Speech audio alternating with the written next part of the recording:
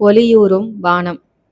காடுகளையும் இருளையும் கவசமாய் தரித்து பறம்பு தாக்குதலை தொடுக்க இரவிலும் இருள் நெருங்காத நகரத்தின் மடியில் வாழ்ந்த சேரர்கள் தடுமாறி கொண்டிருந்தனர்.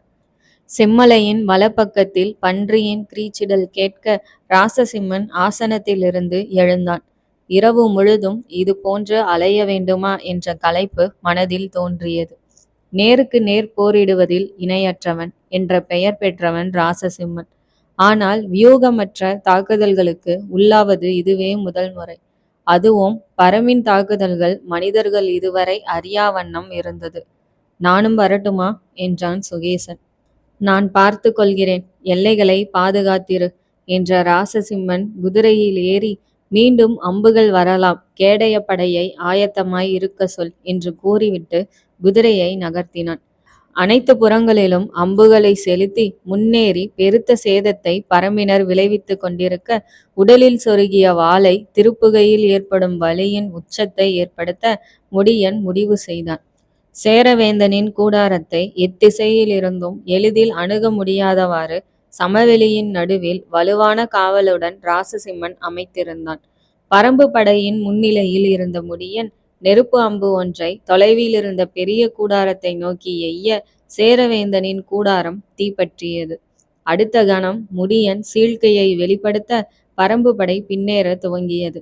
வேகமாக வந்து கொண்டிருந்த ராசசிம்மனுக்கு பன்றியின் கிரீச்சிடலும் சேரப்படையின் அலறலும் கேட்க பன்றி நுழையாமல் இருக்க என்ன செய்வது என எண்ணியவாறு குதிரையை விரட்டினான். ஆனால் படையின் நடுவில் அலறல் கேட்க ஏதோ தவறென உள்ளம் உணர்த்துகையில் சேரவேந்தனின் கூடாரம் தீப்பற்றி எரிய துவங்கியது. தலையில் பேரிடி இறங்கியதை போன்று அதிர்ந்த ராசசிம்மன் மிக வேகமாக குதிரையை விரட்டி நெருங்க சேரப்படை வீரர்கள் சிதறி ஓடுவதும் சிறிய படை ஒன்று பின்னேறி செல்வதையும் கண்ட கணத்தில் பரம்பினர் ஊடுருவி தாக்கியுள்ளனர் என்பதை உணர்ந்தான். உயிரை உருவி எடுத்தது போல் நடுங்கி போனான். ஆயிரக்கணக்கான போர் வீரர்கள் தங்கியிருக்கும் சமவெளியை சிறிய படையொன்று இவ்வளவு தூரம் ஊடுருவி விட்டு பின்னேறுவதை கண்டவன் வெறி பிடித்தவன் போல் அவர்களை மீள விடாதீர்கள் என்று கத்த சேரப்படையினர் மீண்டும் ஒன்றிணைய துவங்கினர். பரம்பு ஏதோ ஒரு விதத்தில் சூழ்ச்சி செய்யும் என்றெண்ணி ராசசிம்மன் சேரவேந்தனை பெரிய கூடாரத்தில் தங்க வைக்காமல் தனது கூடாரத்தில் தங்க வைத்திருந்தான். எனவே பற்றி எறியும் வேந்தனின் கூடாரத்தை பற்றி சிந்திக்காமல் பரம்பு வீரர்களை நோக்கி குதிரையை விரட்டினான். அனைத்து அம்புகளையும் எய்து முடித்திருந்த பரம்பு வீரர்கள் வேகமாக பின்னேறும் போது சமவெளியில் இருந்த தீப்பந்தங்களை எடுத்தனர். சேர வீரர்களுக்கான பொருட்களை ஏற்றி வந்த வண்டிகளுக்கு நெருப்பிட்டவாறு பின்னேறினர்.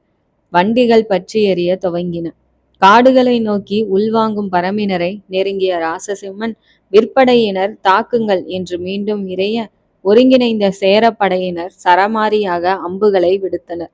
பரம்பு வீரர்கள் காடுகளின் இருளுக்கு திரும்பியிருக்க படையின் இறுதியில் முடியன் சென்றான். காடுகளுக்குள் நுழையும் தருணத்தில் முடியன் நின்று திரும்பி பார்க்கையில் குதிரையில் வேகமாக வருபவனை கண்டான். கண்டவுடன் நின்றான். ராசசிம்மன் படையின் எல்லைக்கு வந்து சேர்ந்தான். எல்லையில் நின்று பார்க்கையில் பரம்பினர் அனைவரும் இருளினில் தப்பி சென்றிருக்க ஒருவன் மட்டும் தொலைவில் நின்று கவனிப்பதை கண்டான். கண்டதும் கடும் கோபம் கொண்டான். சேர வீரனிடம் வில்லையும் அம்பையும் வாங்கினான். வண்டிகளும் பொருட்களும் கொழுந்துவிட்டு எரிந்து கொண்டிருக்க அதைவிட அதிகமாய் ராசசிம்மன் மனதில் எரிந்து கொண்டிருந்தது. தனது காவலில் வேந்தனின் கூடாரம் தீப்பற்றி எரிந்ததை பெருத்த இழிவாக கருதினான். ராசசிம்மன் வில்லையும் அம்பையும் வாங்குவதை முடியன் புன்முறுவலுடன் பார்த்திருக்க அம்பை நானேற்றியும் அவன் ஓடாமல் இருப்பதை கண்ட ராசசிம்மனுக்கு கோபம் கொப்பளித்தது. அம்பை குறிப்பார்க்க துவங்கினான் ராசசிம்மன். அம்பை எதிர்பார்க்க துவங்கினான் முடியன். நாணை முழுவதும் இழுத்து அம்பை நிறுத்தினான் ராசசிம்மன். கண்களை முழுவதும் திறந்து மூச்சை நிறுத்தினான் முடியன். அதிவேகமாக அம்பை விடுத்தான் ராசசிம்மன். நெஞ்சை நோக்கி பறந்து வந்த அம்பை கண்ணிமைக்கும் நேரத்தில் கையில் பற்றினான் முடியன். ராசசிம்மனின் முகம் வெளிரி போக ராசசிம்மனை பார்த்தவாறே அம்பை இரண்டாக ஒடித்த முடியன் கைகளை ராசசிம்மனை நோக்கி நீட்டி கீழே எறிந்தான். முகத்தில் மலர்ந்த சிறிய புன்னகையுடன் மெதுவாக பின்னேறி காடுகளுக்குள் மறைந்தான். அடுத்த கணம் சேர அம்புகள் வானை நிறைத்தன. முடியன் காடுகளுக்குள் திரும்பிய போது கூடலன் மற்ற வீரர்களுடன் காத்திருந்தான். ஒரு கணம் பயந்து விட்டேன் முடியா, பேரதிசயத்தை நிகழ்த்தி விட்டாய். உள்ளே வரலாமா என்று யோசித்துக் கொண்டிருந்தேன் என்றான் கூடலன். சேர அம்புகள் முடிவற்ற பேரோசையை எழுப்பிக் கொண்டிருக்க இனி மிகுந்த எச்சரிக்கையுடன் இருப்பார்கள்.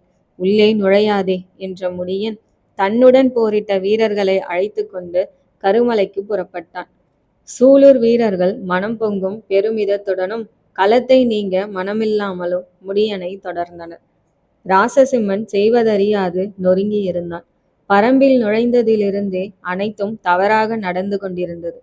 பரம்பின் வியூகம், வீரம், ஆற்றல், இயற்கையின் அளப்பரிய சக்திகளை ஒருங்கிணைக்கும் பாரியின் மதியுகம் என எவற்றையும் கணிக்க முடியாமல் தடுமாறினான்.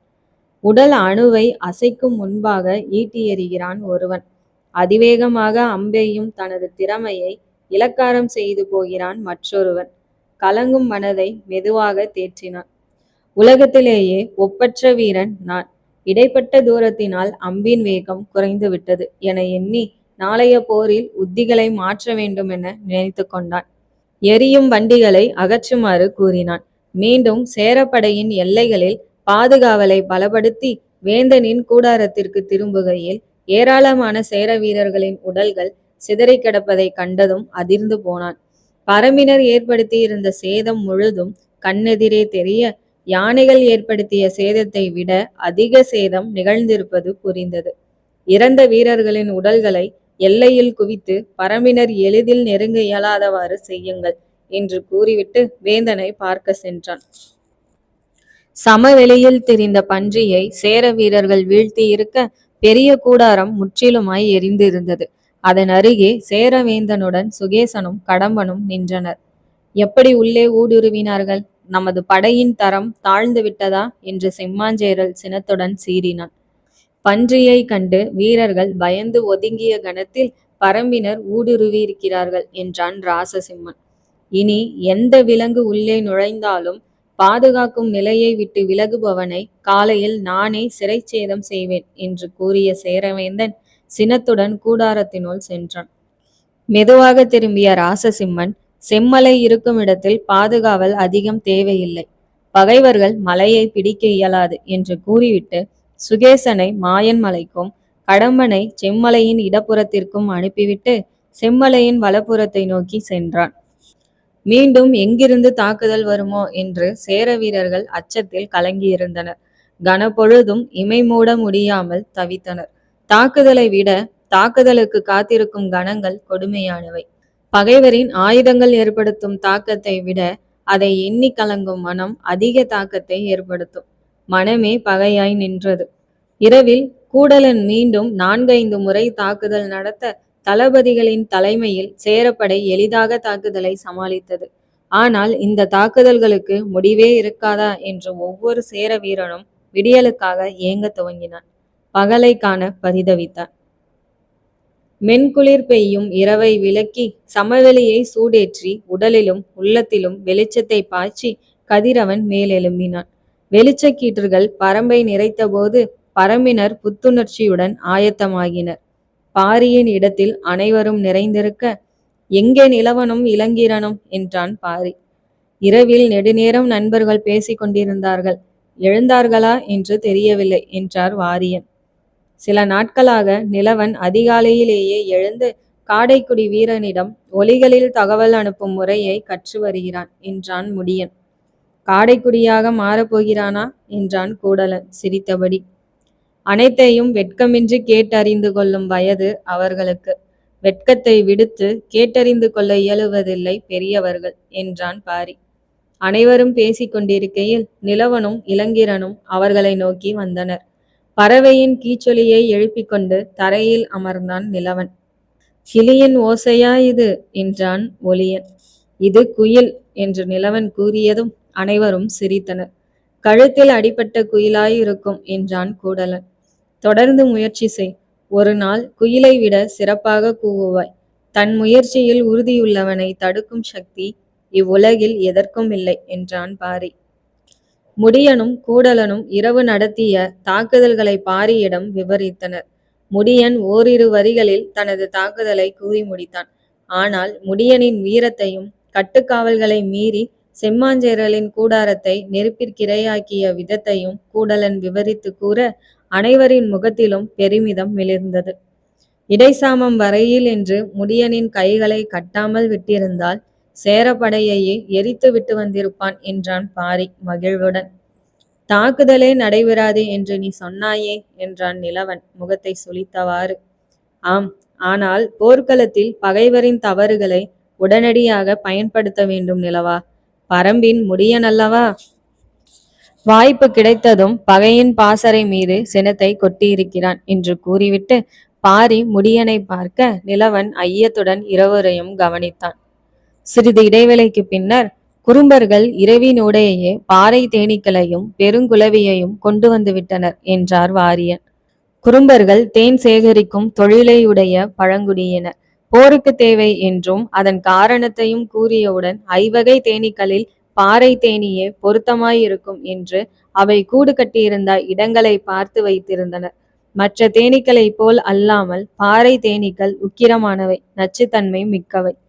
நண்பகலில் தகவல் வந்தவுடன் பெரிய தாளிகளை எடுத்து சென்று மொத்த தேன்கூட்டையும் அலுங்காமல் பெயர்த்து தாழியில் மூடியிட்டு எடுத்து வந்திருந்தனர். அவற்றிற்கு மேலும் வெறியேற்ற குரோசனி ஓமம் இலைகளையும் பறித்து வந்திருந்தனர்.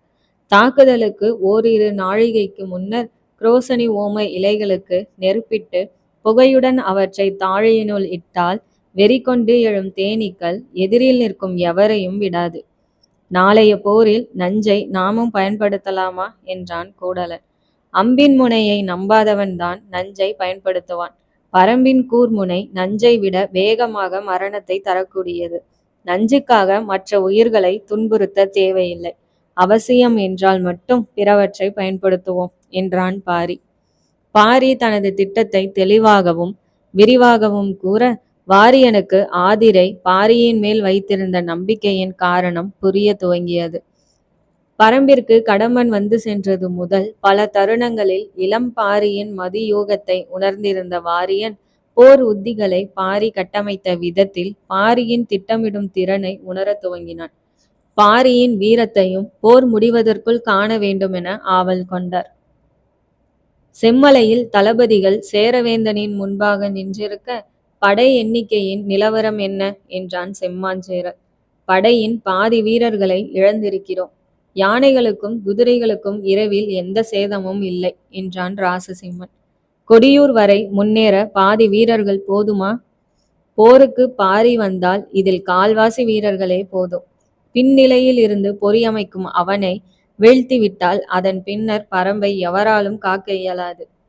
ஒரு கணம் சிந்தையில் ஆழ்ந்த செம்மாஞ்சேரல், சரி, இன்றைய திட்டம் என்ன என கேட்க ராசசிம்மன் துவங்கினான். செம்மலைக்கு அடுத்து அடற்காடுகள் துவங்குகின்றன.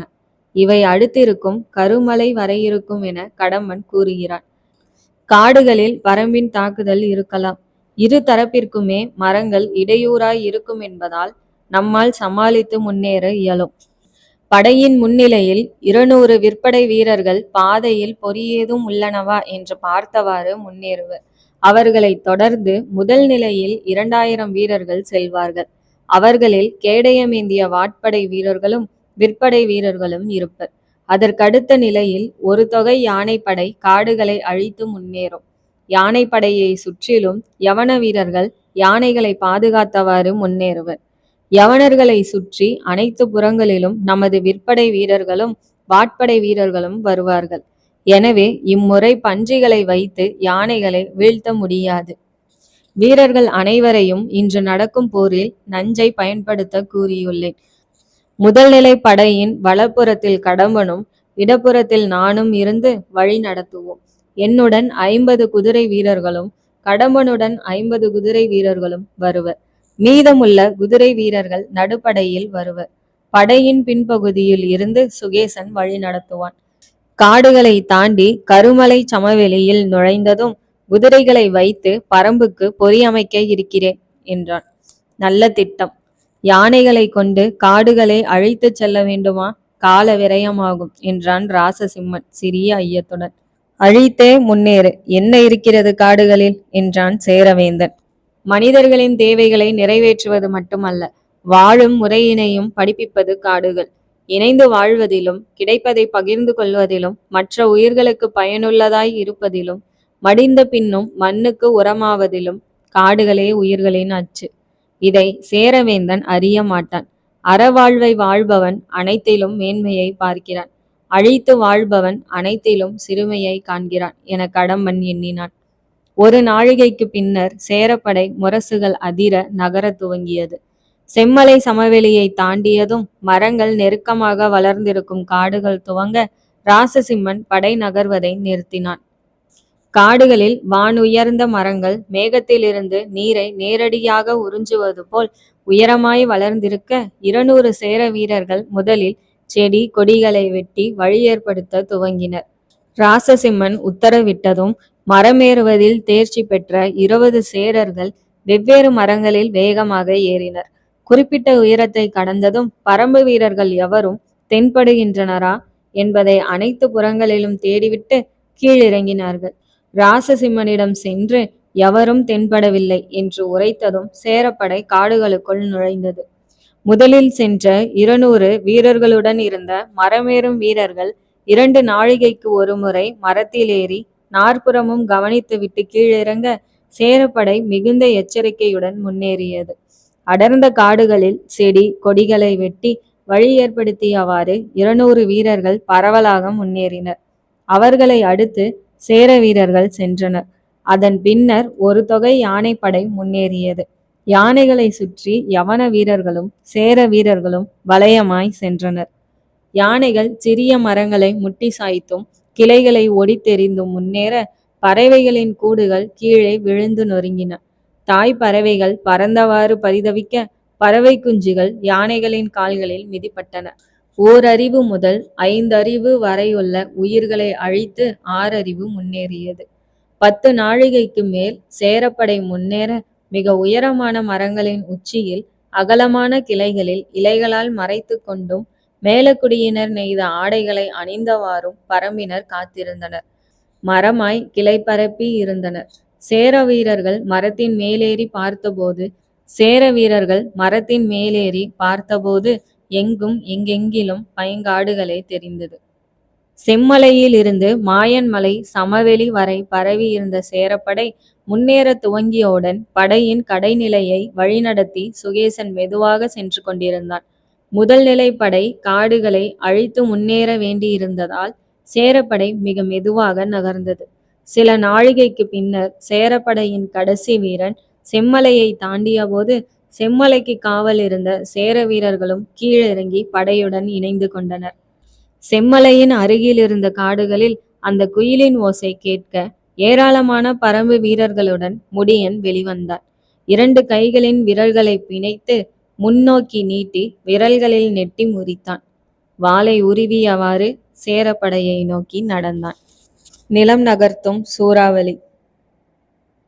காடுகளின் மரங்களை சாய்த்தும் பெருங்கிளைகளை ஒடித்தும் சேரர்கள் முன்னேற இடியோசை போல ஒலி எழுப்பி மரங்கள் கதறின. மரத்தின் துணுக்குகள் கண்ணீராய் தெரித்தன. மரங்களின் பல இடங்களில் அமர்ந்திருந்த ஒவ்வொரு பரம்பினனும் காடு தவிப்பதை கொந்தளிப்புடன் பார்த்து கொண்டிருந்தான். மரங்கள் பரம்பினரின் வாழ்வுடன் பின்னி பிணைந்தவை. உணவுக்கு பலா கொய்யா, பயன்பாட்டிற்கு தேக்கு கோங்கு, உடல் வாகிற்கு வாகை என மருத்துவ மரங்கள், கிராமத்தில் வேலிக்கு மாற்றாக விலாமரம், சித்திரை கன்னி மரம், பொன்னிற மரங்களை சரம் சரமாக பூத்தால் இளவேநீர் காலம் என காலத்தை அறிந்து கொள்ள, இப்படி மரத்தையும் வாழ்வையும் பிணைத்து வாழ்பவர்கள் பரம்பினர். மரங்கள் இல்லாமல் பரம்பு இல்லை. மரங்கள் பரம்பின் மக்கள். வெட்டப்படும் ஒவ்வொரு மரத்திற்கு பதிலாய் பல சேரர்களை பலியெடுக்கவும் பரிதவிக்கும் பறவைகளுக்காக பகையை கருவழிக்கவும் ஒவ்வொரு பரம்பினனும் உறுதி பூண்டான். இயற்கையின் பேராற்றல் பஞ்சபூதங்களால் ஆனவை. உயிர்களின் ஆற்றல் உணர்வுகளால் ஆனவை. உணர்வுகளின் கொந்தளிப்பு இயற்கையின் பேராற்றலை விஞ்சக்கூடியது. மெதுவாக நகர்ந்த சேரப்படை கால்களுக்கு கீழே கடந்து செல்வதற்காக பரம்பினர் காத்திருந்தனர். விலங்குகளுக்கும் பறவைகளுக்கும் பொறி வைத்துவிட்டு பல மணி நேரம் காத்திருந்து பழகியவர்கள் பரம்பினர். காத்திருப்பு பரம்பினரின் வாழ்க்கையில் தவிர்க்க முடியாத ஒன்று. பரம்பினன் பிறந்தவுடன் வில்லேந்த காத்திருக்கிறான். வில்லேந்தியவன் காடறிய காத்திருக்கிறான்.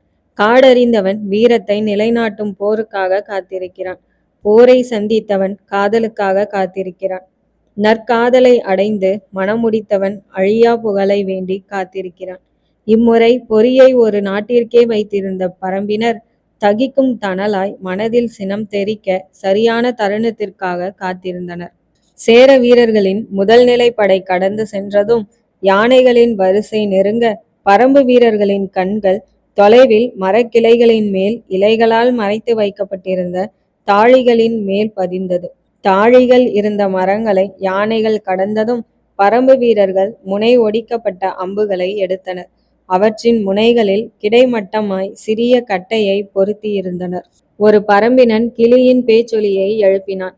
மறுகணம் பல இடங்களில் அமர்ந்திருந்த பரம்பினர் ஒரே நேரத்தில் தாழிகளின் மேல் அம்பெய்ய தாழிகள் மேலிருந்து கீழே விழுந்து நொறுங்கின. சில தாழிகள் மரத்தின் கிளையில் பட்டு சிதறின. தாழிகள் உடைந்ததும் குரோசனி ஓம புகையால் வெறியூட்டப்பட்டிருந்த பாறை தேனீக்கள் கூட்டமாய் வெளிவந்தன. தேனீக்களின் முறுதலை கேட்டு யானைகள் நடுங்கும். அவற்றின் தோள்கள் தடித்திருப்பதால் தேனீக்களால் யானைகளின் தோலை கொட்ட இயலாது. எனினும் கூட்டமாக செல்லும் தேனீக்கள் யானையின் ஈரமான கண்களை கொட்டி தள்ளும். துதிக்கையினுள் நுழைந்து மதம் பிடித்தது போல் வெறியேற செய்யும். தேனீக்கள் கூட்டம் ஒரு யானையை வீழ்த்தும் ஆற்றல் படைத்தது. தேனீக்களின் ஓசையை கேட்ட கணத்தில் யானைகள் தனியான ஒலி எழுப்பி தனது கூட்டத்தை எச்சரிக்கும். தேனீக்கள் நெருங்கினால் யானைகள் சிதறி ஓடும். அதன் பின்னரும் விடாமல் துரத்தி சென்று தேனீக்கள் கொட்டும். புகையால் வெறியூட்டப்பட்ட தேனீக்கள் தாழிகளில் இருந்து வெளியேறியதும் கருமேக கூட்டமாய் நகர்ந்த யானைகளை கண்டன. அடைபட்டிருந்த சினமும் புகையின் தாக்கமும் வெறியேற்ற தேனீக்கள் யானைகளை தாக்கின. தேனீக்களின் ரீங்காரத்தை கேட்ட கணத்தில் யானைகளின் ஆழ்மனதில் புதைந்து கிடந்த ரணங்களும் வலிகளும் பீரிட்டு கிளம்ப அனைத்து யானைகளும் பிளிறலுடன் சிதறி ஓடின. அதே கணத்தில் மரங்களின் மேலிருந்த பரம்பினர் யானைகளின் மேல் கருவெள்ளமட்டை செடியின் சாறு தடவியிருந்த அம்புகளை யானைகளின் மேல் எய்தனர். மிரண்டோடும் யானைகளை கட்டுப்படுத்த முயன்ற யவன வீரர்களும் யானை பாகர்களும் அதன் பின்னரே தேனீக்களை கண்டனர். யானைகள் யவன வீரர்களை தூக்கி எறிந்து மிதித்தபடி ஓட விலகியோடிய யவன வீரர்களையும் சேர வீரர்களையும் ஏராளமான தேனீக்கள் சூழ்ந்தன. யானைகளின் பிளிரலை விட யவனர்களின் கதறல் காட்டை உலுக்கியது. வீரர்களின் குருதி மரங்களின் வேர்களில் ஆராய் பெருக்கெடுத்து ஓடத் துவங்கியது. தேனீக்கள் விடாமல் துரத்தி கொட்ட யானைகள் வலி தாழாமல் சேர வீரர்களை மிதித்தெறிந்தவாறு ஓடின. யானைகளின் துதிக்கையில் தேனீக்கள் புகுந்து கொட்ட யானைகள் தலைகளை வலியுடன் ஆட்டின. துதிக்கையை வெறியுடன் மரத்தில் இடித்தன. சேர வீரர்களை துரத்தி சென்று துதிக்கையால் பற்றி தூக்கி எறிந்தன. யானைகளை பாதுகாக்க போடப்பட்ட வீரர்களினாலான மூவடுக்கு யானைகளாலேயே அழிந்தது. யானைப்படையை தொடர்ந்து வந்த சேர வீரர்கள் உயிர் நடுங்க செம்மலையை நோக்கி திரும்பி ஓடத் துவங்கினர். முடியன் கையை அசைத்ததும் முடியனை தொடர்ந்து நூற்றுக்கணக்கான பரம்பு வீரர்கள் காடுகளில் இருந்து வெளிவந்து சேரப்படையின் பின்பகுதியை அம்புகளால் தாக்க துவங்கினர். சேர வீரர்களின் அலறல்கள் பின்னிலையில் இருந்து ஒலிக்க சுகேசன் வேகமாக படையின் கடைநிலைக்கு வந்து சேர்ந்தான். நூற்றுக்கணக்கான பரம்பு வீரர்கள் தாக்குவதை கண்ட சுகேசன் அவர்களை வீழ்த்திவிட்டு சேரப்படையுடன் இணைந்து கொள்ள எண்ணினான். பரம்பின் வீரர்களை வீழ்த்த 1000 வீரர்களை கொண்ட ஒரு படைப்பிரிவு போதுமென்று எண்ணிய சுகேசன் இறுதியில் வந்த படைப்பிரிவை மட்டும் நிறுத்தி கொண்டு மற்றவர்களை தொடர்ந்து செல்லுமாறு பணித்தான். தாக்குங்கள் என்று சுகேசன் இறைய சேர வீரர்கள் செம்மலை அருகே நின்ற பரம்பினரை நோக்கி திரும்பினர். சேரர்கள் அம்புகளை சூறை காற்றாய் விடுத்து முன்னேற அம்புகளில் நஞ்சை எதிர்பார்த்திருந்த பரம்பினர் கேடயங்களை ஏந்தி வந்திருந்தனர். சேர அம்பில் காணப்பட்ட இருவகையான நஞ்சின் நிறத்தையும் தன்மையையும் வீரர்களுக்கு முதல் நாள் இரவே விளக்கி கூறியிருந்த உடுமன் ஆசான் தேவையான நஞ்சுமுறி இலைகளையும் கொடுத்திருந்தார். இவை இல்லாமல் வேறு வகையான நஞ்சை எதிர்கொள்ள நேர்ந்தால் அதன் வேகத்தை தணிக்கக்கூடிய நஞ்சு முறிகளையும் தந்திருந்தார். வீரர்கள் காயமடைந்தவுடன் சிகிச்சை அளிக்க மருத்துவர்களை முடியனுடன் அனுப்பியிருந்தான் பாரி. தேவையெனில் பயன்படுத்தி கொள்ளலாம் என்று மருத்துவர்களை காடுகளின் உள்ளேயே இருக்க செய்திருந்தான் முடியன். சேர விற்படை வீரர்கள் ஏராளமான அம்புகளை மேல் நோக்கி விடுத்தவாறு முன்னேற மேல் நோக்கி எய்யப்பட்ட சேரர்களின் அம்புகள் ஆலங்கட்டிகளாய் பரம்பினரின் மேல் வந்து பொழிந்தன. பரம்பினர் சேர வீரர்களின் தலையை குறிவைத்து அம்புகளை நேர்கோட்டில் விடுக்க, பரம்பின் அம்புகள் சேர வீரனை நேரடியாக சென்று தாக்கி வீழ்த்தின. சேர விற்படை வீரர்கள் அம்பெய்தவாறு முன்னேற, சேர வாட்படை வீரர்கள் கேடயங்களால் தற்காத்து நகர்ந்தனர். சுகேசன் குதிரையில் அமர்ந்தவாறே காடுகளில் இருந்து எவராவது தாக்க முயல்கின்றனரா என்பதை பார்த்தவாறு முன்னேறினான். பாய்ந்து வரும் ஏராளமான அம்புகளை சமாளிக்க முடியாமல் பரம்பினர் தடுமாறியபடி பின்னேறுவதைக் கண்ட சுகேசன் விரைவில் அனைவரையும் கொன்றொழித்துவிட்டு சேரப்படையுடன் இணைய எண்ணினான். சேர வீரர்கள் தொடர்ந்து முன்னேறி செம்மலை அடிவாரத்தை நெருங்கினர். மறுகணம் செம்மலையின் வலப்புற காடுகளில் மறைந்திருந்த 50 பரம்பு வீரர்கள் கத்தியபடி ஓடிவர சேர வீரர்கள் திடுக்கிட்டு திரும்பினர். பரம்பினர்கள் காடுகளிலிருந்து வெளியேறுவதை சுகேசனும் கண்டான். சேர வீரர்கள் அனைவரும் திசை திரும்பிய கணத்தில் செம்மலையின் பின்னால் மறைந்திருந்த பரம்பு வீரர்கள் ஓசையின்றி எழுந்தனர். மின்னலாய் அம்புகளை விடுத்தனர். செம்மலையை நெருங்கிய சேர வாட்படை வீரர்கள் சில நொடிகளில் வீழ்த்தப்பட்டனர். 5 அறிவு விலங்கு கண்ணால் காண்பதை வைத்து தாக்குதலை தொடுக்கிறது. 6 அறிவு உள்ளவன் கண்ணால் காண முடியாதவற்றை எதிர்பார்த்து தாக்குதலை தொடுக்கிறான். சிறந்த மதியோகி கண்ணால் காண முடியாதவற்றை யூகித்தறிந்து தாக்குதலை தொடுக்கிறான். இவர்கள் மூவரையும் திசை திருப்பி வேட்டையாடுவதில் இணையற்றவன் பாரி. சிந்தையை மயக்கும் வித்தை இது. காடுகளில் பரம்பு வீரர்கள் மறைந்திருக்கலாம் என சுகேசன் எதிர்பார்த்தான். செம்மலை முழுதும் சேரரின் பாதுகாவலில் இருந்ததால் அதே உணர்வில் இருந்த சுகேசன் செம்மலையின் பின்னால் பரம்பினர் மறைந்திருப்பார்கள் என்பதை உணரத் தவறினான். திறந்த வெளியில் மறைந்திருந்த பொறியை கவனிக்க தவறினான். கண்ணில் தெரியாதவற்றை நம்ப மறுக்கும் மனமானது கண்ணில் தெரிந்தவற்றை நம்பி ஏமாறுகிறது. இதற்காகவே பரம்பினர் சேர வீரர்களை செம்மலை அடிவாரத்தை நோக்கி இழுத்து வந்துள்ளனர் என்பதை உணர்ந்தவன் முன்னேறுங்கள் என்று கத்த மேலும் ஏராளமான சேர வீரர்கள் முன்னேறினர். குதிரையில் வரும் சுகேசனை நோக்கி சேர வீரர்களை வீழ்த்தியபடி முடியன் சென்றான். சுகேசனின் அருகில் இருந்த சேர வீரன், இவன் பரம்பின் தளபதி முடியன் என்று கூற, இவனை வீழ்த்தினால் பரம்பின் வலு குறையும் என்றெண்ணிய சுகேசன் வாளை உருவினான். ஒன்றை ஒன்று கிழித்தெறிய துடிக்கும் காட்டு விலங்குகளைப் போல இருவரும் ஒருவரை ஒருவர் பார்த்தவாறு முன்னேறினர். கருமலை காடுகளில் யானைகள் தேனீக்களுக்கு அஞ்சி திரும்பியோட, சேர வீரர்கள் யானைகளுக்கும் தேனீகளுக்கும் அஞ்சி செம்மலையை நோக்கி திரும்பியோடி கொண்டிருந்தனர். கருவெள்ளமட்டை சாரால் வெறிபிடித்த யானைகளும் குரோசனி ஓம புகையால் வெறியேறிய தேனீக்களும் சேரர் வீரர்களை துரத்த வீரர்கள் உயிரை காப்பாற்றிக் கொள்ள ஓடினர். காடுகள் எங்கும் யானைகளால் முறிக்கப்பட்டு கிடந்த ஒவ்வொரு மரமும் கிளையும் சேர வீரர்களை வழிமறித்தன. வேகமாக ஓட முடியாமல் வீரர்கள் தடுமாறிய போது அவர்களை மிதித்தெறிந்து கொண்டு யானைகள் ஓடின. படையின் நடுவிலிருந்து சேரவேந்தன் வீரர்கள் ஓடி வருவதையும் யானைகள் ஆரவாரத்துடன் எதிர்பட்டவர்களை எல்லாம் கொன்றொழித்து வருவதையும் கண்டு திடுக்கிட்டான். முதல் நிலை படை என்னவானது என்று தெரியாமல் இருக்க வேந்தனின் காக்கும் வீரர்கள், குதிரையை திருப்புங்கள் வேந்தே, யானைகளை எதிர்கொள்ள முடியாது என்றனர். பாரியுடன் மோதுவதற்கு நேரடியாக களமிறங்க வேண்டிய தருணம் வந்துவிட்டது என்று செம்மாஞ்சேரல் உணர்ந்தான்.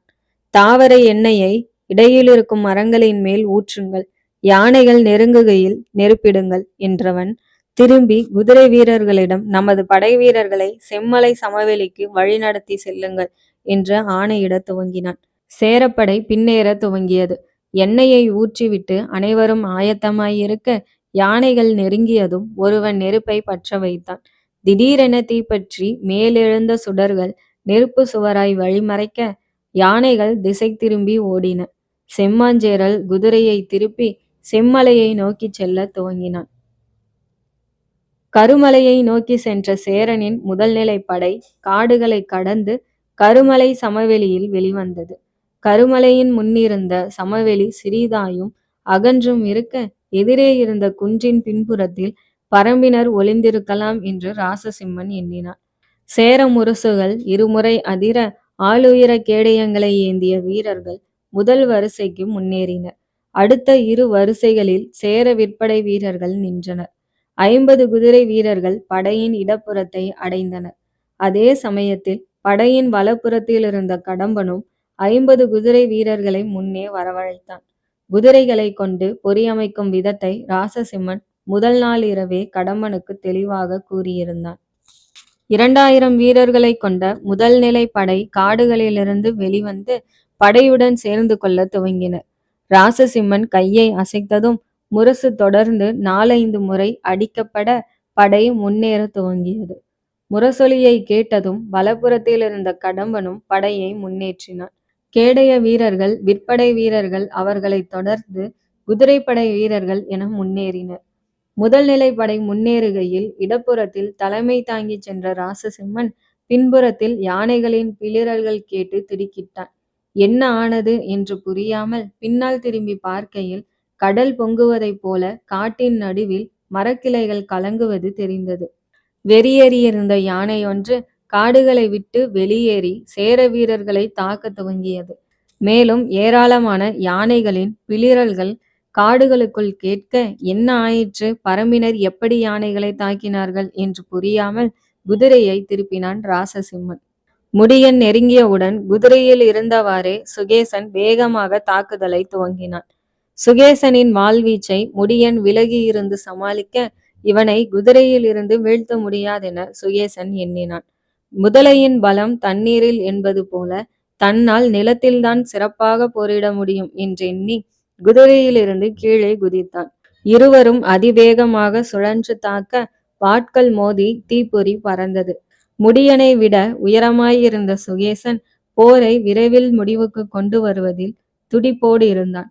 திறமையாகவும் வேகமாகவும் போரிட்டாலும் முடியனின் வாழ்வீச்சை ஊடுருவ முடியாமல் இருப்பதை உணர்ந்தான். போரிட்டபடியே முன்னேறி வாளினால் முடியனின் வாளை அழுத்தி முடியனை பின்னோக்கி தள்ள சுகேசனின் கைகளை பற்றி ஒரு கணத்தில் சுழற்சி எறிந்தான் முடியன். கீழே விழுந்ததில் வெறியான சுகேசன் விழுந்த வேகத்தில் மேல் எழுந்தான்.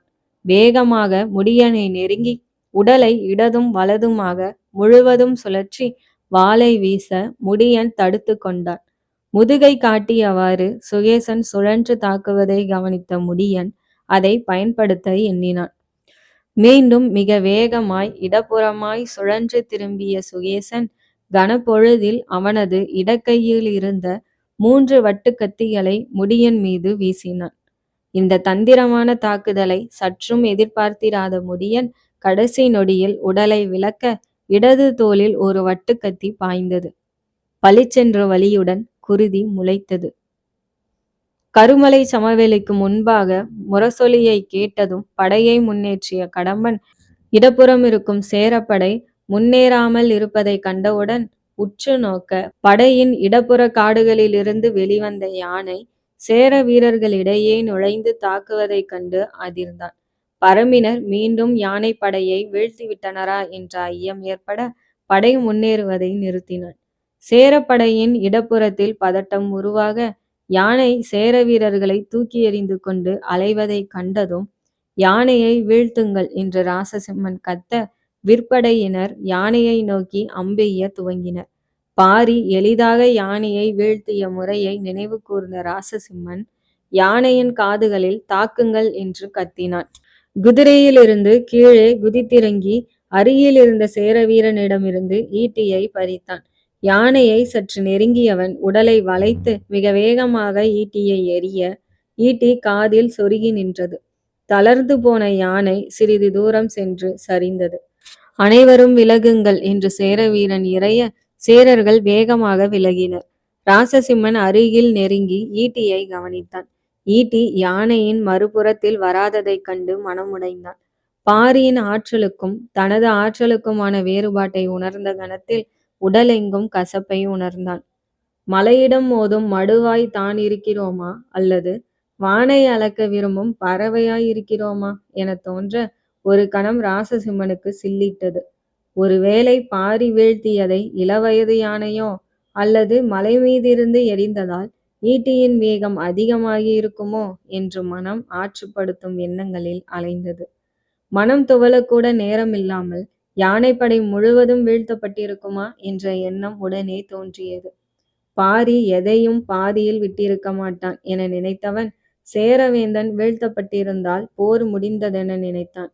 செம்மலையிலிருந்து கருமலையை நோக்கி அடர்காடுகளில் சேரப்படை நுழையும் போதே மரங்களின் மேலிருந்து சேரவேந்தனின் மேல் பரம்பின் தாக்குதல் இருக்கும் என ராசசிம்மன் எதிர்பார்த்தான். எனவே செம்மாஞ்சேரலை கவசப்படை சூழ வருமாறு கூறியிருந்தான். ஆனால் பரம்பினரால் யவனர்களின் கட்டுக்காவலை மீறி யானைப்படையை தாக்க முடியும் என்று எண்ணியிருக்கவில்லை. சேரவேந்தனின் நிலை என்ன ஆனதோ என்ற ஐயம் ஏற்பட்டது. தரையில் விழுந்து கிடந்த யானையை பார்த்தவாறே ராசசிம்மன் யோசித்திருக்க, யானையின் கண்கள் வீங்கி குருதி வடிந்து கொண்டிருந்தது. யானையின் தந்தத்திலிருந்து ஒரு தேனீ வெளியேறி பறக்க ராசசிம்மனுக்கு பரம்பு பயன்படுத்திய உத்தி புரிந்தது. மனதில் பெரும் தளிர்வு ஏற்பட்டதுடன் மனதை தேற்றிக்கொண்டு சேரவேந்தனின் நிலையறிய குதிரையில் பாய்ந்தேறினான்.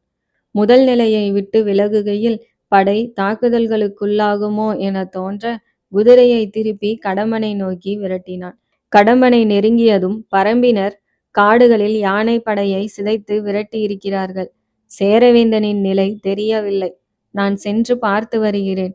இங்கு பரம்பினர் தாக்கினால் தற்காத்து போரிடு, முடியாவிட்டால் பின்னேறு என்று கூறிவிட்டு குதிரையை மீண்டும் விரட்டினான். நாற்கால் பாய்ச்சலில் குதிரை பாய கட்டுக்கடங்கா வேகத்தில் மனம் பாய்ந்தது.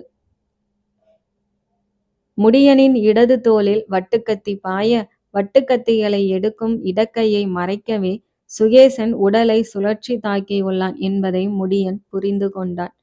தோளிலிருந்து குருதி கசிய கத்தியை உருவினால் குருதி வேகமாக வெளியேறி உடலை பலவீனமாக்கும் என நினைத்த முடியன் வட்டுக்கத்தியை எடுக்காமல் சுகேசனை நெருங்கினான். மீண்டும் வட்டுக்கத்திகளை சுகேசன் வீச முடியன் வாளை 2 கையினாலும் பிடித்து அதிவேகமாக வீசி தடுத்து கொண்டான். கத்திகளை வீசுவதால் பயனில்லை என்பதை உணர்ந்த சுகேசன் வாளுடன் முன்னேற இம்முறை முடியன் தாக்க துவங்கினான். சில கணங்களில் மீண்டும் சுழற்ற சுகேசன் மேலும் 2 வட்டுக்கத்திகளை எடுத்தெறிய முடியன் விலகினான். ஒரே இடத்தில் நின்று தாக்குகையில் முடியன் நிற்கும் இடத்தை நோக்கி கத்திகளை வீசுகிறான் என்று உணர்ந்த முடியன் நகர்ந்து கொண்டே போரிட்டான். இரு தரப்பிற்கும் கடுமையான வாட்போர் நடந்து கொண்டிருக்க முன்னேறி வந்த சேர வீரர்கள் பரம்பு வீரர்களை சுற்றி வளைத்து தாக்க துவங்கினர். அதற்காகவே காத்திருந்தது போல் காடுகளின் இரு புறங்களில் இருந்தும் ஏராளமான பரம்பு வீரர்கள் வேகமாக வெளிவந்து சேர வீரர்களை சுற்றி வளைத்தனர். இருபுறமும் பரம்பினர் இருக்க இடையில் சேர வீரர்கள் திரியில் மாட்டிய தானியம் போல சிக்கிக் கொண்டனர். முடியன் ஓரிடத்தில் நில்லாமல் நகர்ந்தவாறு போர் புரிவதை உணர்ந்த சுகேசன் போரிட்டவாறே செம்மலையின் அடிவாரத்தை நோக்கி முடியனை நகர்த்தினான். எளிதில் வளைய முடியாதவாறு முடியனை மலையின் மேட்டின் வரை நகர்த்தியவுடன் வேகமாக இடப்புறம் சுழன்றான். திரும்பிய கணத்தில் ஆடையில் இருந்து 3 வட்டுக்கத்திகளை உருவி எடுத்தான். முடியன் நின்ற இடத்தை நோக்கி எறிந்தான். மறுகணம் சுகேசனின் நெற்றியில் ஒரு வட்டுக்கத்தி ஆழமாக பாய்ந்தது. அவன் கண்களில் பேரதிர்ச்சி தெரிந்தது. குருதி பீரிட்டு வழிய தடுமாற்றத்துடன் பின்னேறினான். வட்டுக்கத்திகளை எரிய சுகேசன் சுழன்று திரும்புவான் என்று முடியன் எதிர்பார்த்திருக்க சுகேசன் முடியனை செம்மலையின் அடிவாரத்திற்கு நகர்த்தினான். அதை உணர்ந்த முடியன் பொறியினுள் பொறியை பொருத்த முடிவு செய்து போரிட்டவாறே பின்னேறினான். சுகேசன் சுழன்ற கணத்தில் தனது இடக்கையால் தோளில் பதிந்திருந்த வட்டுக்கத்தியை உருவி எடுத்தவாறு இடப்புறமாய் நகர்ந்தான். சுகேசன் திரும்பி கத்தியை வீசிய கணத்தில் தனது இடக்கையில் இருந்த கத்தியை அதிவேகமாக சுகேசனின் நெற்றியை நோக்கி எறிந்தான். நெற்றியில் கத்தி பாய்ந்தது. சுகேசன் பின்னேற முடியன் முன்னகர்ந்து வாளை வீசினான். வாளின் நுனி சுகேசனின் கழுத்தை வெட்டி சென்றது. சுகேசன் இறந்த சிறிது நேரத்தில் சேரப்படை கட்டுப்பாட்டை இழந்து தடுமாற பரம்பினர் மிக எளிதாக அனைத்து சேர வீரர்களையும் வீழ்த்தினர். காடுகளிலிருந்து சேர வீரர்கள் வெளியேறி செம்மலையை நோக்கி ஓடி வருவதை கண்ட முடியன் தேனீக்களின் தாக்குதல் எதிர்பார்த்த பலனை அளித்துவிட்டது என நினைத்தான். அதை நினைத்த கணத்தில் நிலவன் பாரியிடம் கூறியது நினைவில் தோன்றியது. பாரி தீவிரமாக பரம்பின் உத்தியை கூறி முடித்ததும் நிலவன், தேனீக்களின் தாழியை பயன்படுத்தாமல் யானைகளை கலைக்க முடியாதா என்றான். முடியும், ஆனால் இது எளிதானது, ஏன் கேட்கிறாய் என்றான் பாரி. வேறெந்த உத்தியை கூறப்போகிறானோ என அனைவரும் யோசிக்க, தாழியில் இருக்கும் தேன் வீணாகுமே என்றெண்ணினேன் என்று சிரித்தான் நிலவன். அனைவரும் சிரிக்க, தேன்குடி மாறா சிறுவன் இவன் என்றான் ஒளியன். போர் முடிந்ததும் உன்னை ஒரு பருவத்திற்கு குறும்பர்களுடன் அனுப்பி வைக்கிறேன். பரம்பிலிருக்கும் தேன் முழுவதையும் குடித்து வா என்றான் பாரி. இடது தோளில் குருதி கசியும் இடத்தில் ஏற்பட்ட வலியை மீறி நிலவனின் வார்த்தைகள் முடியனின் முகத்தில் புன்னகையை அரும்ப வைத்தது. காயம் அடைந்தவர்களுடன் மற்ற பரம்பினரையும் அழைத்து கொண்டு காடுகளில் காத்திருந்த மருத்துவர்களை நோக்கி வேகமாக சென்றான். மூங்கில் காடுகள் வழியே சென்றால் கருமலையில் இருக்கும் பாரியை விரைவாக சென்றடைய இயலும் என்றெண்ணி விரைந்தான். காற்றின் கைகள் மென்மையாய் இருந்தாலும் பல கைகள் ஒன்றிணைந்து சூறாவளியாய் உருவெடுக்கையில் மரங்களை ஒடித்து நிலத்தை பெயர்த்தெடுப்பது போல பரம்பினர் எண்ணிக்கையில் குறைந்திருந்தாலும் அணி அணியாய் இறுகி சுழன்று சேரத்தை தகர்த்து கொண்டிருந்தனர். செந்தழல் பிரயாகை. சேரவேந்தனின் நிலையறிய ராசசிம்மன் விலகிச் செல்ல காடுகளின் உள்ளிருந்து இருவாட்சியின் குரல் ஒலித்தது. சேரப்படையை தாக்கும் அமைப்பிலிருந்து கடம்பன் தற்காக்கும் முறைக்கு மாற்றும்போது கருமலை சமவெளியை சுற்றியிருந்த அடற்காடுகளின் மரங்களினூடே பரம்பினர் வேகமாக ஓடி வந்து கொண்டிருந்தனர். கடம்பன் முதல் 2 வரிசையில் இடுப்பில் வாளும் கைகளில் ஆளுயர கேடயமும் ஏந்திய சேர வீரர்களை நிறுத்தினான். சமவெளியின் வலப்புறத்தில் மலைக்கோட்டான் பறவையின் ஒலி கேட்டது. அடுத்த 3 வரிசைகளில் விற்படை வீரர்களை நிறுத்தினான். சமவெளியின் இடப்புறத்தில் மலை இருவாட்சியின் ஒலி கேட்டது. அடுத்த வரிசையில் வாட்படை வீரர்களை நிறுத்தினான். சேரப்படையின் பின்னிருந்து அந்த குயிலின் ஓசை கேட்க கருமலையின் வலப்புறத்திலிருந்து பரம்பு வீரர்கள் வெளிப்பட்டு சேரப்படையை நோக்கி முன்னேறினர். தற்காத்து போரிடுமாறு கூறுவதா பின்னேறுவதா என்று கடம்பன் யோசிக்க, திடீரென பரம்பின் அம்புகள் சேர வீரர்களின் பின்னிருந்து வெள்ளமாய் சீறி வந்தன. சேரப்படை பின்வாங்க முடியாமல் பரம்பினர் பின்புறத்தில் வளைத்து விட்டனர் என்பதை கண்டு அதிர்ந்த கடம்பன் வேறு வழியில்லாமல் படையை முன்னேற்றி தாக்க முடிவு செய்தான். கடம்பன் முன்னேறுங்கள் என்று உத்தரவிட சேரப்படை பரம்பு வீரர்களை நோக்கி நகர்ந்தது. கருமலையின் பின்னால் பரம்பினர் இருப்பார்கள், எச்சரிக்கையுடன் முன்னேறி கருமலையை கைப்பற்றுங்கள் என்று கடம்பன் கத்த சேரப்படை கருமலை அடிவாரத்திற்கு வேகமாக முன்னேறியது. காடுகளிலிருந்து ஆந்தையின் அலறல் கேட்க கருமலைக்கு பின்னால் மறைந்திருந்த பரம்பினர் ஒளியனின் தலைமையில் மலையுச்சியில் வெளிப்பட்டனர். அதே நேரம் கருமலையின் இடப்புறத்திலிருந்து கூடலன் பரம்பு வீரர்களுடன் வெளிப்பட்டு முதல் நிலை படையின் இடப்புறத்தை தாக்க துவங்கினான். பரம்பினர் பறவையின் ஒலிகளை பயன்படுத்துகின்றனர் என்று புரிந்து கொண்ட கடம்பன் குதிரைப்படை முன்னேறி பொறியில் சிக்காமல் இருக்க சேர வீரர்களை முன்னேற்றினான்.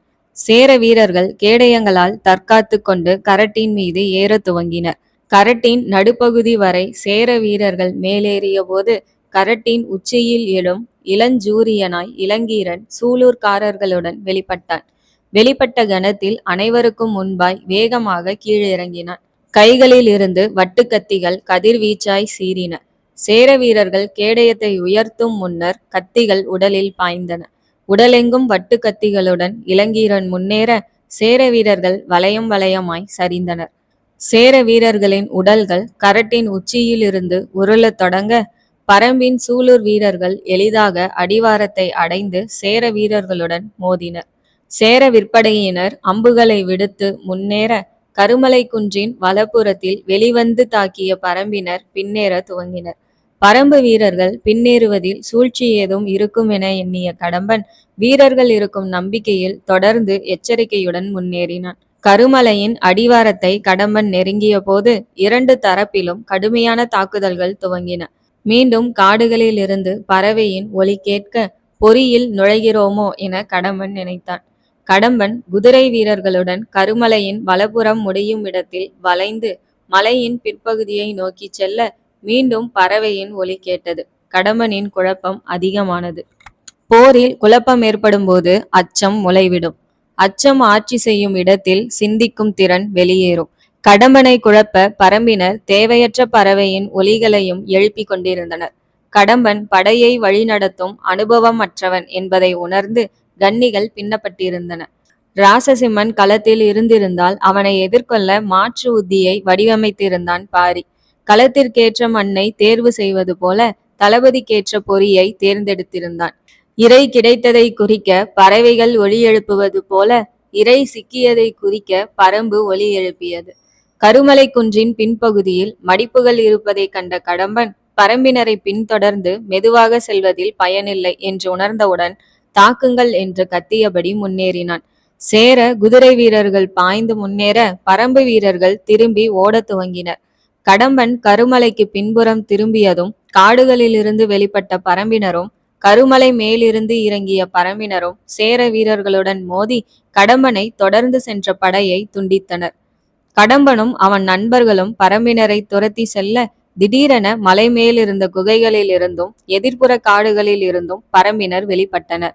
மறுகணம் கடம்பனுடன் சென்ற சேர வீரர்களின் மேல் எண்ணற்ற அம்புகள் பாய்ந்தன. விளக்கில் இருக்கும் எண்ணெய் திரியின் பின்னிருந்து விழிகளுக்கு புலப்படாமல் சுடரை சென்றடைவது போல பரம்பு வீரர்கள் கடம்பனை பின்தொடரும் சேர வீரர்களை கொன்றொழித்தவாறு கடம்பனை நோக்கி முன்னேறினர். அதற்காக கருமலையின் பின்னிருந்த குறுகிய பாதையின் இரு புறங்களிலும் பரம்பினர் நிறுத்தப்பட்டிருந்தனர். நாலாபுறமும் சூழப்படுவதை உணர்ந்த கடம்பன் குதிரை வீரர்களை பயன்படுத்தி வேகமாக வெளியேற முடிவு செய்தான். பாறையின் அடுத்த மடிப்பில் கடம்பன் குதிரையில் வேகமாக திரும்பிய கணத்தில் அதிர்ந்து போய் குதிரையின் கடிவாளத்தை இழுத்து பிடிக்க குதிரை முன்னங்கால்களை உயர்த்தி மேலெழும்பி கனைத்தது. அதியனும் மற்றவர்களும் குதிரையை நிறுத்தினர். வெளிரிய முகத்துடன் கடம்பன் பார்க்க பருந்தின் கால் நிலத்தை பற்றியிருப்பது போல் பரவி நெருப்பு போன்ற மலர்களை பூத்து சொரிந்திருந்த வேங்கை மரத்தின் கீழ் பாரி நின்றான். கடம்பனை தொடர்ந்து வந்த குதிரை வீரர்களின் மேலும் சரமாரியாக அம்புகள் பாய அனைவரும் நொடிகளில் வீழ்த்தப்பட்டனர். வீரர்களின் அலறலை கேட்டு திரும்பிய அதியன் அவர்களை தொடர்ந்து வந்த சேரப்படை முற்றிலும் அழிக்கப்பட்டிருப்பதைக் கண்டு நொறுங்கி போனான். கடம்பனை தொடர்ந்து வந்த சேர வீரர்களை கொன்றொழித்த பரம்பினர் கருமலையின் முன்னால் நடந்த போரை விரைந்து முடிக்க வேகமாக கருமலையின் மேலேற துவங்கினர். கூடலன் கருமலையின் இடப்புறத்தில் இருந்தும் ஒளியன் வலப்புறத்தில் இருந்தும் பரம்பினரை வழிநடத்தினர். சேரப்படையின் இடப்புற வலப்புற காடுகளில் இருந்தும் பரம்பு வீரர்கள் வெளிப்பட்டு சேர வீரர்களை சுற்றி வளைத்தனர். இம்முறை சேர வீரர்களுக்கு இணையாய் பரம்பினரும் இருக்க கதிர் அறுப்பது போல் சேரர்களின் உடல் அறுத்தனர். பரம்பிற்காக வைக்கப்பட்ட கண்ணியில் தாங்களே புதைந்து விட்டதை கடம்பனும் அவனின் நண்பர்களும் உணர்ந்தனர். கடம்பன் குதிரையை விட்டு கீழிறங்க மற்றவர்களும் குதிரையிலிருந்து இறங்கினர். கடம்பனும் நண்பர்களும் பாரியை நோக்கி வாளுடன் முன்னேற சடசடவென 7-8 அம்புகள் அவர்களுக்கு முன்னால் நிலத்தில் பாய்ந்து நின்றன. கடம்பனும் நண்பர்களும் நின்றனர். பாரியின் ஒளி பொருந்திய முகத்தையும் கருணை கலந்த ஆளுமையையும் கண்டு அவனை முதலாய் பார்க்கும் அதியனும் மற்ற நண்பர்களும் பேச்சற்று அதிர்ந்து நிற்க, வா கடம்பா என்றான் பரம்பின் தலைவன். முகத்தில் வருத்தத்தையோ கோபத்தையோ வெளிக்காட்டாமல் தன் இனத்தை அழைக்கும் நேசமுடன் வா கடம்பா என்றான் பாரி. பாரியின் பின்னால் நிலவனும் முடியனும் அமைதியாக நிற்க தூரத்தில் நின்ற வாரியன் குழப்பத்தில் இருந்தார். இளவயது பாரியின் மதிநுட்பத்தையும் வேகத்தையும் கண்டிருந்தார். ஆனால் பாரியின் போரிடும் திறனை இதுவரை கண்டதில்லை. எனவே இந்த சந்திப்பு எப்படி போகுமோ என்று எண்ணினார். கடம்பனையும் அவன் நண்பர்களையும் கொன்றுவிட்டு கடந்து செல்லவே விரும்பினர். பகைவரின் பாசறையில் இருந்து வருபவனிடம் நேர்மையை எதிர்பார்க்க முடியாது. எங்களை கொல்ல வேண்டுமெனில் பலமுறை கொன்றிருப்பாய். என்ன உனது திட்டம் என்றான் கடம்பன். பரம்பு உயிர்களை கொல்வதில்லை, காப்பதையும் அரவணைப்பதையும் மட்டுமே செய்யும் என்றான் பாரி. ஏராளமான சேர வீரர்களை கொன்றுவிட்டு கொல்வதில்லை என்கிறாய். அழிவு சக்திகளை அழிக்கத்தானே வேண்டும். உனது குலத்தை அழித்தவர்களிடம் கருணை காட்டுவாயா? உனக்கு ஒரு அறம், பரம்பிற்கு ஒரு அறமா? கடம்பனின் மனதில் வலி புரண்டு படுத்தது. பாரி தொடர்ந்து, சோழர்கள் உன் குலத்தை அழித்ததற்கு வஞ்சினம் தீர்க்க பல குலங்களை அழிக்க முயலும் தவறை செய்கிறாய். தவறை சரி செய்து கொள்ள இன்னும் காலம் கடக்கவில்லை என்றான். நாங்கள் பரம்பில் தஞ்சமடைந்து அமைதியான வாழ்க்கையை வாழ விரும்பவில்லை. வஞ்சினம் தீர்க்கவே உயிர் தரித்திருக்கிறோம் என்றான் கடம்பன் உரத்த குரலில். நியாயத்தை உணர்த்த திமிரி எழும் மனதை வஞ்சினத்தை வரிந்து கட்டி வாழும் சிந்தை அடக்கி பணிய வைத்தது. பாரியின் கேள்விக்கு பதிலற்ற நிலையில் குரல் உயர்ந்தது. கடம்பனின் மனதில் நடக்கும் போராட்டத்தை உணர்ந்த பாரி, உனது நிலையில் நான் இருந்தாலும் வஞ்சினத்தையே விரும்புவேன். உன்னுடைய செயலில் தவறில்லை. ஆற்று நீரோட்டத்தின் போக்கில் சென்று மடைமாற்ற முயன்றான் பாரி. அதனால்தான் பரம்புடன் எங்களால் இணைய இயலாது. நஞ்சாய் மாறி போனவர்கள் நாங்கள். கடம்பனின் குரலில் துன்பம் இழையோடியது. கடம்பனின் மனம் நெகிழ்வதை பாரி உணர்ந்தான். நஞ்சல்ல நீ, மற்ற பழங்குடிகளைப் போல மூவேந்தர்களால் நசுக்கப்பட்டவன். சேரனிடம் இருந்து விலகி செல். உனது வஞ்சினத்தை தனியே தேடு. மற்ற பழங்குடியினரை அழித்து தேட முயற்சிக்காதே. உனது மனதில் படியும் குருதி காலத்தால் அழியாது. முதலில் பிரிப்பதே அவசியம். நாள்பட கன்று தானாக தாயிடம் திரும்பும் என நினைத்தான் பாரி. அதெப்படி முடியும்? இடையில் புகுந்தான் அதியன் உறுதியுடன். அவன் குரலில் இருந்த வெறி பாரியை ஒரு கணம் யோசிக்க வைத்தது. இவன் கடம்பனை விட அதிகம் பாதிக்கப்பட்டிருக்க வேண்டும். சிந்திக்கும் திறனை முற்றிலும் இழந்து பழிவாங்க மட்டுமே வாழ்வை கடத்துகிறான் என நினைத்தான். அடுத்தவரின் துயரத்தை உணர்வது கடினம். துயரம் என்பது அவரவர் மனதை சார்ந்தது, மனதின் பக்குவத்தை பொறுத்தது. ஒரே இழப்பை எதிர்கொள்ளும் இருவர் இரண்டு விதமாக பதில் வினையாற்றுவர். முற்றிலும் புறையோடி போன மனதை மீட்பது கடினம் என்றுணர்ந்த பாரி, எதனால் முடியாது? கேள்வியை திருப்பினான். அதியனின் மனதில் என்ன இருக்கிறது என்று அறிந்து கொள்ளவும் அவனை எடை போடவும்.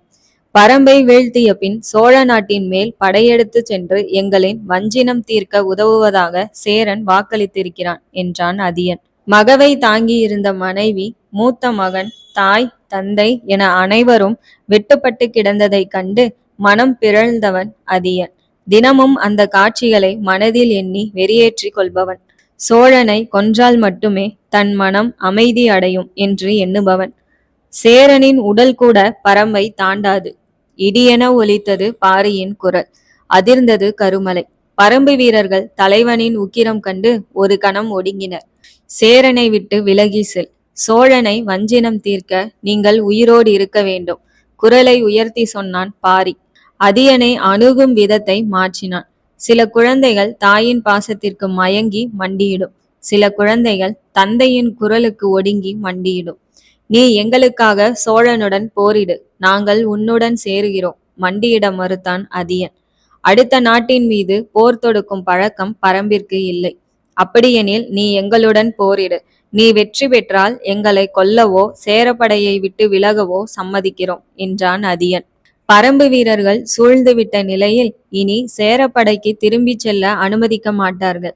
தம்மால் பரம்புடன் சேர்ந்து கொள்ளவும் முடியாது என்பதால் பரம்பினர் அனைவரின் முன்பாக பாரியின் வீரத்தை சீண்டினான் அதியன்.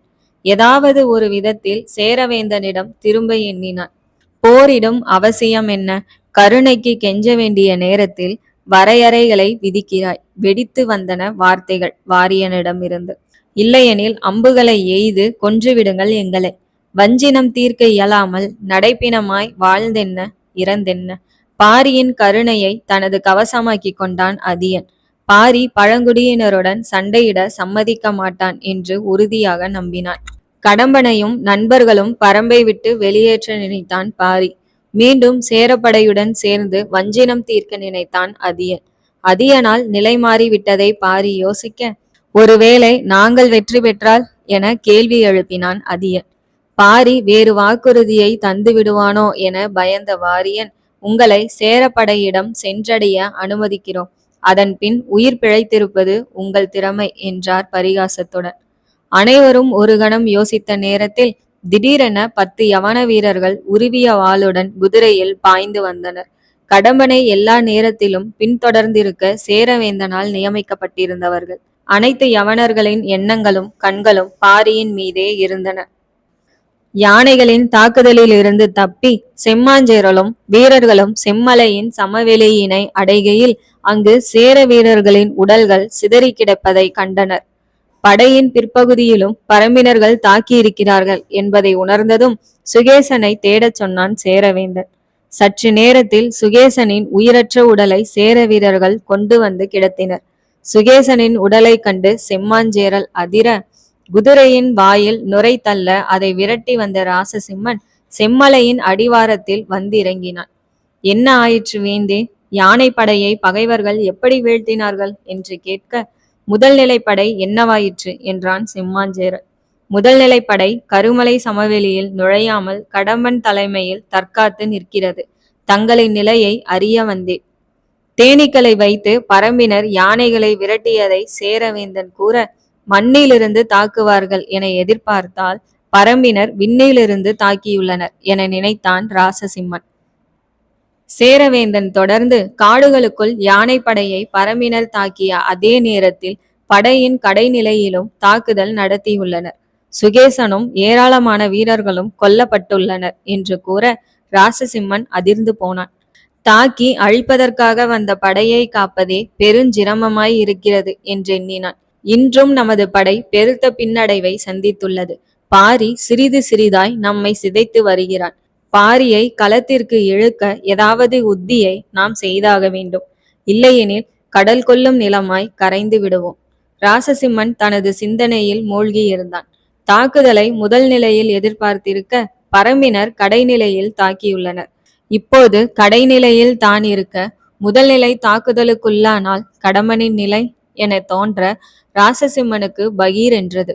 முதல் நிலை படையை விட்டு தான் விலகி செல்வேன் என்று பாரி ஏற்கனவே யூகித்திருக்கிறானா என எண்ணிய கணத்தில் ராசசிம்மன் உறைந்து போனான். ஒரு கணத்தில் தன்னை மீட்டவன், பாரி இப்போது முதல் நிலை படையை தாக்கக்கூடும். நான் உடனடியாக சென்று கடம்பனையும் வீரர்களையும் பாதுகாத்து நிறுத்துகிறேன். நீங்கள் படையை நடத்தி வந்து சேருங்கள் என்று அவசரமாக கூறினான். யானைகளின் தாக்குதலில் இருந்து தப்பி வந்த வீரர்களை உடனடியாக நகர்த்த இயலாது. தூக்கமின்றி இருக்கும் அவர்களுக்கு ஓய்வு தேவை. நமது பதட்டத்தை தான் பாரி விரும்புகிறான் என்று செம்மாஞ்சேரல் தொடர்ந்து, கடம்பனை காப்பது அவசியம். நமது கவச வீரர்களையும் அழைத்து கொண்டு கவனமாக செல். தற்காத்து போரிட முடியாவிட்டால் பின்னேறு. நான் 10 நாழிகைக்கு பின் படையை நடத்தி வருகிறேன் என்று கூற ராசசிம்மன் 50 கவச வீரர்களுடன் கருமலையை நோக்கி விரைந்தான். இருபுறமும் பற்ற வைக்கப்பட்ட கயிற்றில் அலையாடும் எறும்பாய் தடுமாறினான். அறத்தின் விடியல். கருமலையின் பின்புறத்தில் கடம்பனை தொடர்ந்து வந்த சேரர்களை வீழ்த்தியதும் பரம்பினர்கள் மலையின் மேலேறி மறுபுறத்தில் போரிட்ட வீரர்களுக்கு உதவ சென்றுவிட குறைந்த பரம்பினரே மடிப்புகளில் நின்றனர். பாரியும் கடம்பனும் பேசுவதை கவனித்திருக்கையில் திடீரென்று யவனர்கள் குதிரையில் பாய்ந்து வருவதை கண்டதும் அதிர்ந்தனர். அதற்குள் யவனர்கள் பாரியை நெருங்கியிருக்க துடித்தெழுந்த நான்கள் அம்புகளை சரமாரியாக உமிழ்ந்தன. முன்வரிசை யவனர்களை வீழ்த்தின. யவனர்களின் உடல்கள் சரிந்து மற்ற குதிரைகளின் காலடியில் மிதிப்பட எஞ்சியிருந்த யவனர்கள் கீழே குதித்து கடம்பனை தாண்டி பாரியை நோக்கி சென்றனர். வாரியன் பதறி ஓடி வந்தான். ஒரு கணத்தில் முடியன் வாளுடன் பாரியை தாண்டி செல்ல அவனை விட வேகமாய் நிலவனின் கையிலிருந்து வட்டுக்கத்திகள் சரம் சரமாய் அணிவகுத்து பறந்தன. வட்டுக்கத்திகளை விடுத்து கொண்டே நிலவன் பாரியை தாண்டி முன்னேறினான். ஒவ்வொரு யவனனையும் வீழ்த்த 7-8 கத்திகள் எரிய வேண்டி இருந்தது. பல யவனர்கள் வீழ்த்தப்பட மீதமிருந்த 3 யவனர்கள் வேகமாக முன்னேறினர். பாரியின் உருவத்தை வைத்தே அவனை அடையாளம் கண்ட அனைத்து யவனர்களும் பாரியை நோக்கியே நகர முடியன் ஒருவனை எதிர்கொண்டான். வட்டுக்கத்திகள் தீர்ந்ததும் தனது முதுகிலிருந்து கண்டாவாட்களை உருவி எடுத்த நிலவன் மற்றொருவனை நோக்கி செல்ல யவனப்படை தலைவன் இருவரையும் தவிர்த்து பாரியிடம் சென்றான். பாரி நிலவனை ஒரு கணமும் காயமடைந்திருந்த முடியனை மறுகணமும் பார்த்தான். சுகேசனை வீழ்த்தியவுடன் முடியன் இடது தோளின் காயத்திற்கு மருந்திட்டு புதிய ஆடை அணிந்து பாரியிடம் வந்திருந்தான். எனினும் குருதி வெளியேற்றத்தால் முடியனின் முகம் சோர்ந்திருப்பதையும் இடது தோல் பருத்திருப்பதையும் கண்டவுடன் முடியன் காயமடைந்திருப்பதை பாரி உணர்ந்தான். அதை பற்றி கேட்டால் வருந்துவான் என்பதால் கேட்பதை தவிர்த்தான். இனி முடியனை போரில் பயன்படுத்த கூடாதென எண்ணியிருந்தான். ஆனால் பகைவனை கண்ட பரம்பினனின் கால்கள் விலகுவதில்லை, விலக வைக்க முடிவதும் இல்லை. முடியனோ அடிப்பட்ட புலியை போன்றவன். 3 யவனர்களும் தாக்குதலை துவங்கியதும் யவனர்களுடன் இணைந்து கொள்ள அதியன் முன்னேற மீண்டும் 4-5 அம்புகள் கால்களுக்கு முன்னால் வந்திறங்கின. மீறி முன்னேறினால் அம்புகள் உடலில் பாயும் என்றுணர்ந்த அதியன் பின்னடைந்தான். யவனர்களின் தலைவன் வேகமாக நெருங்க போரிட விரும்பும் அதியனுக்கு தன் ஆற்றலின் ஒரு பரிமாணத்தை காட்டவும் அதே நேரத்தில் உடனடியாக சண்டையை முடிக்கவும் பாரி நினைத்தான். யவனர் தலைவன் வேகமாக பாரியை தாக்க பாரி வாளை உரையிலிருந்து எடுக்காமல் உரையினால் தடுத்து கொள்ள துவங்கினான். பாரியினுடைய வாளுறையும் இரும்பால் தயாரிக்கப்பட்டு உறையின் மேல் பூவேலைப்பாடுகளால் அழகு செய்யப்பட்டிருந்தது. வாளை உருவியபடி முன்னேறியிருந்த வாரியன் பாரி போரிடும் முறையை கண்டவுடன் கண்களை மூடாமல் அதிசயித்து பார்த்து கொண்டிருக்க, தன் வீரத்திற்கு ஏற்பட்ட இழுக்காக யவனர்களின் தலைவன் கருதினான். தலைவன் பெரும் உக்கிரத்துடன் தாக்க, தனது இடைக்கையை உடலின் பின்னால் நகர்த்தி கொண்ட பாரி நின்ற இடத்திலேயே சிறிதளவு உடலை விலக்கி மின்னலாய் கையை மட்டும் நகர்த்தி தாக்குதலை சமாளிக்க, வாட்பயிற்சியில் உச்சமடைந்த பாரியின் உன்னத வாட்திறமையை அதியன் கண்கொட்டாமல் பார்த்து கொண்டிருந்தான். வாழ்வீச்சின் நுட்பமும் வேகமும் பேராற்றலும் ஒருங்கே உடலின் ஒவ்வொரு அணுவிலும் உள்ளுணர்விலும் உறைந்திருக்கும் ஒருவனால் மட்டுமே இத்தகைய பேராண்மையை வெளிப்படுத்த முடியும். விராட நாட்டுடன் நடந்த போரில் ராசசிம்மன் வாழ்வீச்சை கண்டு வியந்திருந்த கடம்பன் இப்போது பிரமித்து நின்றான். பாரியின் கையில் நீள்வாள் அதிவேகமாக நகர்ந்தும் சுழன்றும் தாக்கி கொண்டிருக்க, யவனர் தலைவன் பாரியை அச்சுறுத்த தாக்கியபடியே நெருங்கினான். பாரி நின்ற இடத்திலேயே தொடர்ந்து போரிட, வெறியேறிய யவனன் முன்னேறி பாரியின் நெஞ்சை நோக்கி வாளை பாய்ச்சினான். தனது வாளுறையின் நுனியை மேல் நோக்கி பிடித்தவாறு நெஞ்சிற்கு வந்த வாளை நகர்த்திய பாரி தனது மணிக்கட்டை வளைத்து அதிவேகமாக வாள் உறையை யவனனின் காதில் அடிக்க, யவனன் தலைக்குள் இடி முழங்க கண்களில் மின்னல் வெட்டியது. யவன தலைவன் பின்னகர்ந்த போது மீண்டும் வாளை வட்டமாய் எதிர்ப்புறம் சுழற்சிய பாரி முழு வேகத்துடன் யவன தலைவனின் மறுபக்க காதில் அடிக்க, அடித்த வேகத்தில் யவனர் தலைவனின் கழுத்து முழுவதும் ஒடிந்து நிமிர்ந்தது. யவன தலைவனின் காதிலும் மூக்கிலும் குருதி மழையாய் பொழிந்தது. ஒரு அடி முன்னேறி பாரி எட்டி உதைக்க, யவன தலைவன் தூக்கி எறியப்பட்டு கடம்பன் நின்ற இடத்தில் சென்று விழுந்தான். அதியன் ஐம்புலன்களும் இறுகி நின்றான். பாரி முடியனையும் நிலவனையும் கவனிக்க, அடுத்த சில நொடிகளில் இருவரும் யவனர்களை வீழ்த்தினர். பாரியின் வாழ்வீச்சின் பேராற்றலும் பரம்பின் வீரமும் கடம்பனுக்கும் அவன் நண்பர்களுக்கும் புரிந்தது. எந்த இடத்தில் அடித்தால் யானை சரியும் என்று கற்றுத்தரும் வைகலானின் முதன்மை சீடன் பாரியின் ஆற்றலை கண்டு வாரியனின் மனதில் மகிழ்ச்சி கரை புரள, உள்ளம் கூச்சலிட பூரித்து நின்றான். அதியனை நோக்கி திரும்பிய பாரி கன நேரமும் வீணாக்காமல், சொல், எந்த வகையான போரை விரும்புகிறாய் என கேள்வி எழுப்பினான். பாரியின் வாழ்வீச்சை கண்டு மலைத்திருந்த கடம்பனும் அதியனும் ஒருவரையொருவர் பார்த்து கொண்டனர். மற்போர் என்றனர் இருவரும் ஒரே நேரத்தில். தேவகுடியினரின் பொழுதுபோக்கே மற்போர்தான். அதில் தலையாயவன் கடம்பன். பல வீரர்களின் எலும்புகளை உடைத்தவன். கற்களை ஆயுதங்களாக பயன்படுத்திய காலத்திற்கு முன்பிருந்து ஆதி மனிதனின் போர் என்பது உடலுடன் உடல் மோதி சரிக்கும் மற்போரே. எந்த விதிகளுக்கும் உட்படாமல் உடலின் அனைத்து உறுப்புகளையும் ஆயுதங்களாய் பயன்படுத்தி எதிராளியை வீழ்த்தும் போர். உடல் வலிமை மிக்கவன் வெற்றி பெறும் வாய்ப்பினை கொண்டது. பாரியை விட உயரமாயும் பருமனாயும் இருந்தான் கடம்பன். மற்போரின் நுட்பங்களும் கைவர பெற்றவனாதலால் உறுதியாக வெற்றி பெறுவான் என அதியன் நம்பினான். உன்னுடைய விருப்பம் போலவே நடைபெறும் என்று பாரி கூற, அதியன் மகிழ்ந்தான். வாரியன் அதிர்ந்தான். கடம்பன் வாளை அதியனிடம் கொடுத்துவிட்டு மேலாடையை களைய ஒடித்தெறி அவனை. பாரி இல்லாவிட்டால் சேரன் எளிதில் வெற்றி பெறுவான். சேரன் வென்றால் மட்டுமே நம்மால் சோழனை கொன்றொழிக்க முடியும். உன் இல்லாளையும் சித்திரையையும் எண்ணிப்பார். நம் வஞ்சினம் தீர்க்க இது ஒன்றே வழி. மற்போரில் வெற்றியடைவதை மட்டுமே நினை, வேறு எதையும் நினைக்காதே என்று அதியன் கடம்பனுக்கு வெறியேற்ற, தலை துண்டிக்கப்பட்ட சித்திரையின் வெறித்த விழிகள் கடம்பனின் மனதில் தோன்றின. பாரி வாளையும் மேலாடையையும் கழற்றி முடியனிடம் கொடுக்க, மரணமா மயக்கமா என்றான் முடியன். பாரியை விட கடம்பன் பெருத்திருந்தாலும் காடுகளை ஆழ்வது யானை அல்ல என்று தெரிந்தவன். என்னை பற்றி உனக்கு தெரியாதா என்றான் பாரி சிரித்தபடி. கடம்பனால் பாரிக்கு ஏதும் ஆகிவிடுமோ என்று வாரியன் பதட்டத்தில் இருக்க, நிலவன் பாரியின் மற்போரை காணும் ஆவலுடன் காணப்பட்டான். பாரிக்கும் கடம்பனுக்கும் நடக்கும் போரை ஆக்கத்திற்கும் அழிவிற்குமான போராய் வாரியன் பார்த்தார்.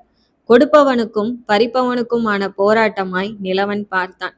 பாரியின் ஆற்றலை உணர்ந்த முடியன் மட்டுமே கதிரவனின் வெளிச்சத்திற்கும் இருளுக்குமான விளையாட்டாய் பார்த்தான். பாரியும் கடம்பனும் போரை தொடங்க ஒருவரை நோக்கி ஒருவர் வெற்றுடலுடன் முன்னேறினர். இறுகிய உடலை கொண்டிருந்தான் கடம்பன். இரும்பை போன்று இறுகி இருந்தான் பாரி. கடம்பனின் உடல் காட்டெருமையை போன்று பருத்து திரண்டிருக்க அவனை சாய்க்க நெருங்கும் புலியைப் போலிருந்தான் பாரி. இருவரும் நெருங்குகையில் சினத்தை ஏற்ற முயன்றான் கடம்பன். கருணையை குறைக்க முயன்றான் பாரி. ஆற்றலை எண்ணினான் கடம்பன். நுட்பத்தை கையில் எடுத்தான் பாரி. எச்சரிக்கையுடன் அணுகிய இருவரும் மெதுவாக தமது வலக்கைகளை வீசி அடுத்தவரின் கழுத்தை பிடிக்க முயன்றனர். திடீரென முன்னேறிய கடம்பன் பாரியின் தோள்களின் மேல் கைகளை போட்டு தள்ள முயல 2 யானைகள் முன்னேறி தந்தங்களால் குத்தி ஒன்றை ஒன்று முட்டி பின்னால் நகர்த்த முயல்வது போல் இருந்தது. சிறு மலையை தள்ளுவது போல் பாரியை அசைக்கக்கூட இயலாததைக் கண்ட கடம்பனுக்கு பாரியின் ஆற்றல் புரிய துவங்கியது. தனது ஆற்றலுக்கு இணையாயிருப்பவனை கண்டு உடலில் வெறியேற முன்னங்கால் முட்டியை மடக்கி கடம்பன் ஆவேசத்துடன் தள்ள, தள்ளுபவனை எதிர்த்து தள்ளாமல் நிலம் போல் தாங்கி நின்றான் பாரி. அறத்தால் மட்டுமே அசைக்க முடிந்தவனை ஆற்றலால் அசைக்க முயன்றான் கடம்பன். அன்புக்கு பணிபவனை சினத்தால் பணிய வைக்க முயன்றான். மிருக பலத்துடன் தள்ளியும் பாரியை நகர்த்த முடியாததைக் கண்ட கடம்பன் மறுகணம் பாரியின் இடக்கையை உதறிவிட்டு தனது உடலை உள்நோக்கி திருப்பி பாரியின் வலக்கையை 2 கைகளாலும் பற்றினான். பாரியின் நெஞ்சு கடம்பனின் முதுகின் மேலிருக்க போர் முடிந்தது என அதியன் நினைத்தான். பாரியின் வலக்கையை 2 கைகளாலும் பற்றிய கடம்பன் முன்னோக்கி உடலை வளைத்து நெற்கதிரை அடிப்பது போல் தூக்கி அடித்தால் பாரியின் முதுகெலும்பு முறிந்துவிடும். அதியன் எண்ணியது போலவே கடம்பன் முதுகை முன்னோக்கி வளைத்து பாரியை சுழற்ற முயல பாரி இடக்கையின் உள்ளங்கையை கடம்பனின் பின்புற இடுப்பில் அழுத்தி முன்னோக்கி வளைய முடியாமல் செய்தான். மூர்க்கமடைந்த கடம்பன் தனது வலக்கை முழங்கை முட்டியால் வேகமாக பாரியின் வயிற்றில் பின்னோக்கி வெடிக்க சூடேறத் துவங்கிய பாரி ஒரு கணத்தில் தன் வலக்கையினால் கடம்பனின் நெஞ்சை பற்றி பின்னோக்கி வளைத்தான். இடக்கையினால் கடம்பனின் இடுப்பை பற்றி உயர்த்தியவன் கடம்பனை முழுதாக தலைக்கு மேல் தூக்கி பின்னால் எறிந்தான். அதியன் மிரண்டு நின்றான். கடம்பன் பலரை தூக்கி எறிந்து பார்த்திருக்கிறான். ஆனால் யானையைப் போல கனக்கும் கடம்பனை முழுதாக எறிந்தவர் எவரும் இல்லை. பாரி நின்றவாறு கடம்பனை பின்னோக்கி அடித்திருந்தால் கடம்பனின் முழங்கால் முட்டிகள் சிதறியிருக்கும். அதை தவிர்க்க சற்று மண்டியிட்டு கடம்பனை பின்னால் எறிந்தான். பாரியின் செயல் அதியனுக்கு புரிந்தது. கீழே விழுந்த கடம்பனின் மனதில் கோபமும் இயலாமையும் வெடித்தது. முதல் அடி பாரியின் அடியாய் இருந்ததைக் கண்டு உள்ளம் கொதித்த கடம்பன் தனது அடுத்த அடி முற்றுப்புள்ளியாய் இருக்க வேண்டுமென நினைத்தான். முற்றுப்புள்ளி வைத்து முடிக்க பாரி மொழியால் ஆனவன் அல்ல, மொழிகளை தாண்டிய அறத்தால் ஆனவன் என்பதை உணராமல் இருந்தான். ஆத்திரம் பிரவாகமாக பீரிட்டு கிளம்ப புழுதி பறக்க எழுந்தவன் வேகமாக ஓடி வந்து பாரியின் நெஞ்சினில் தோளால் மோதினான். தோளால் மோதி நெஞ்செலும்புகளை உடைத்து பாரியை தூக்கி எறிய கடம்பன் நினைக்க வலது காலை பின்னால் நகர்த்தி நிலத்தில் ஊன்றி ஆழமாய் எதிர்த்து நின்றான் பாரி. நெஞ்செலும்புகளை உடைத்தெறியுமாறு ஓடி வந்து மோதினான் கடம்பன். மோதிய தோள்களை உடைத்தெறியுமாறு தாங்கி நின்றான் பாரி. 2 உடல்களும் மோதிய சத்தத்தில் காடுகள் அதிர்ந்தன. பறவைகள் பயந்து சிதறின. பரம்பு வீரர்கள் உறைந்து போயிருந்தனர். சதைகள் மோதி ஒன்றை ஒன்று கிழித்தெறிய முயன்றன. எலும்புகள் மோதி ஒன்றை ஒன்று உடைத்தெறிய முயன்றன. நரம்புகள் சுருக்கிட முயன்றன. குருதி பார்க்க கடம்பன் அலைந்தான். குணப்படுத்த பாரி அலைந்தான்.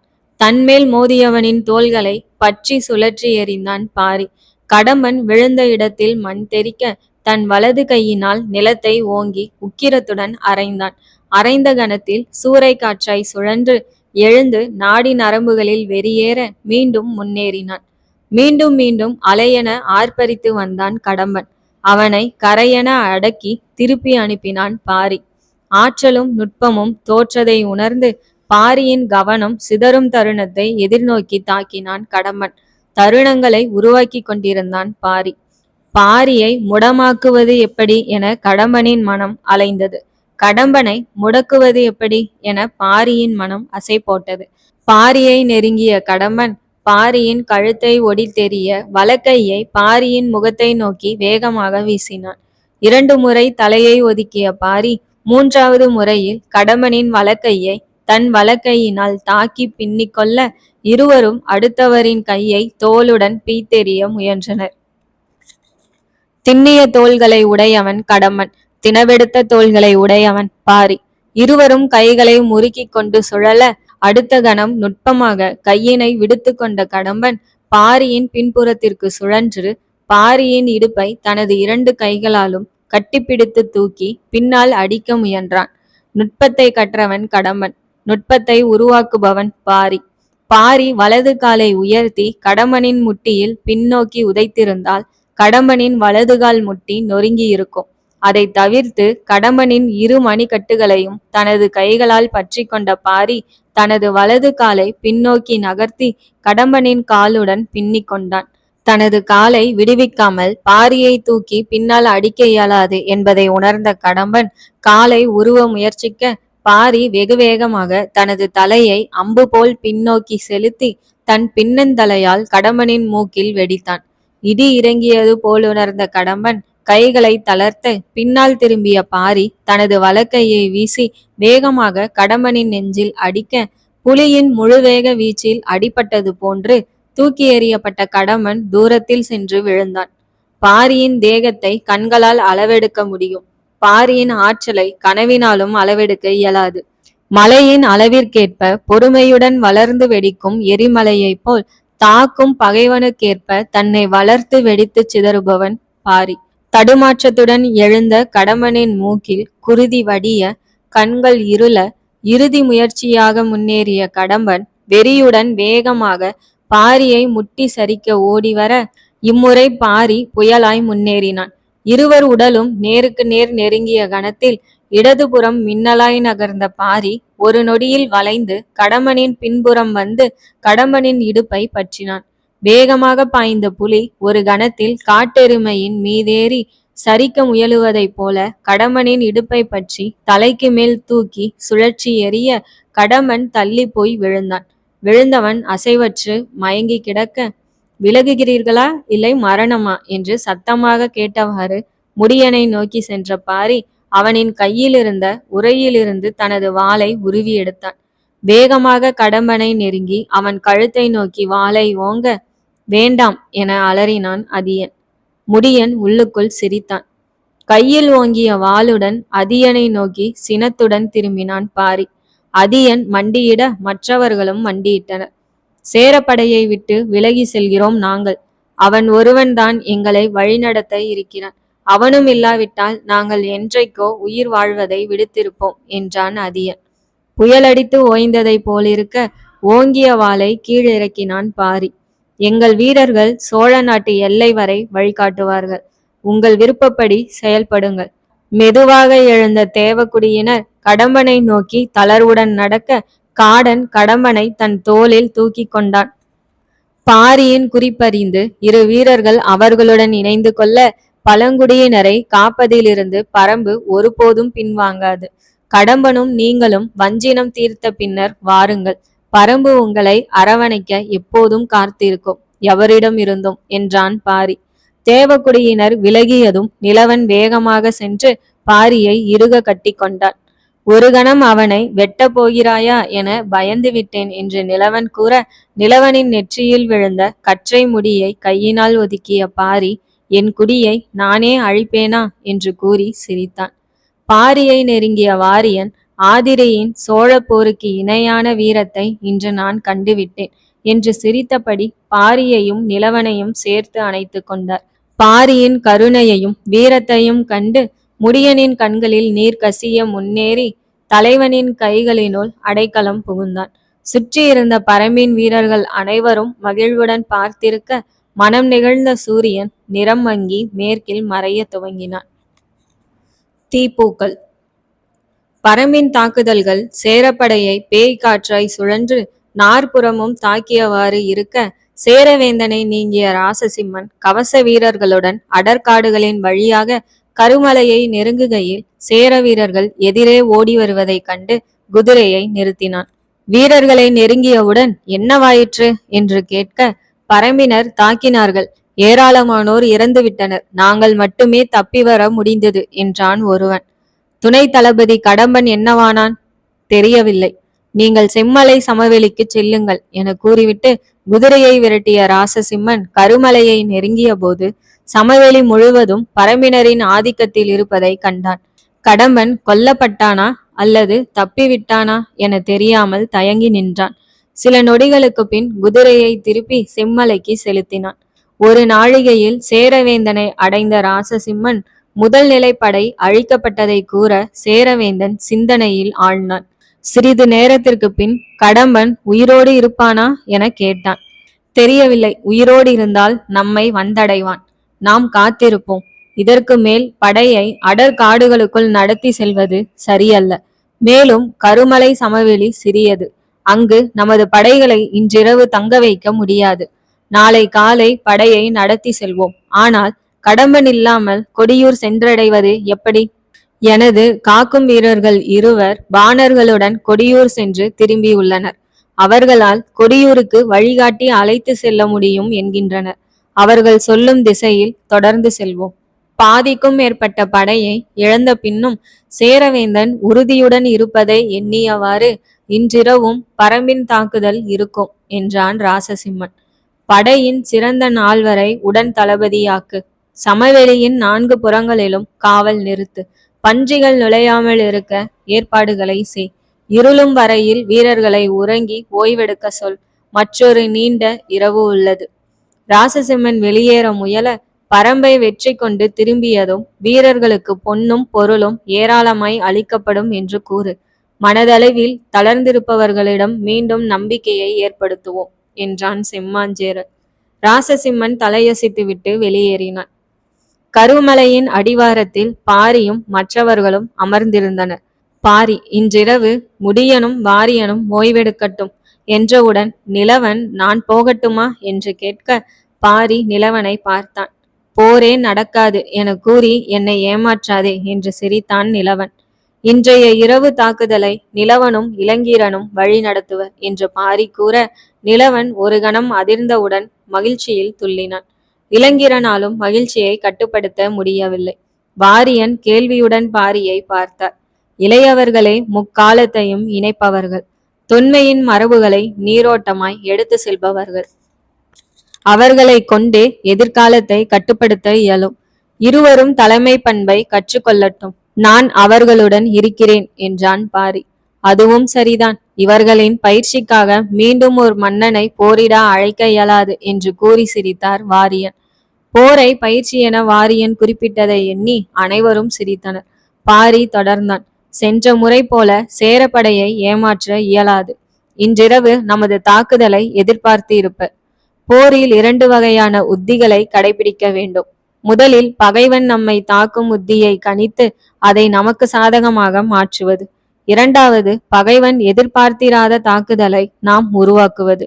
அதை பகைவன் யூகித்தறிவான் என்று உணர்ந்து மாற்று வழிகளை தயார் நிலையில் வைத்திருப்பது.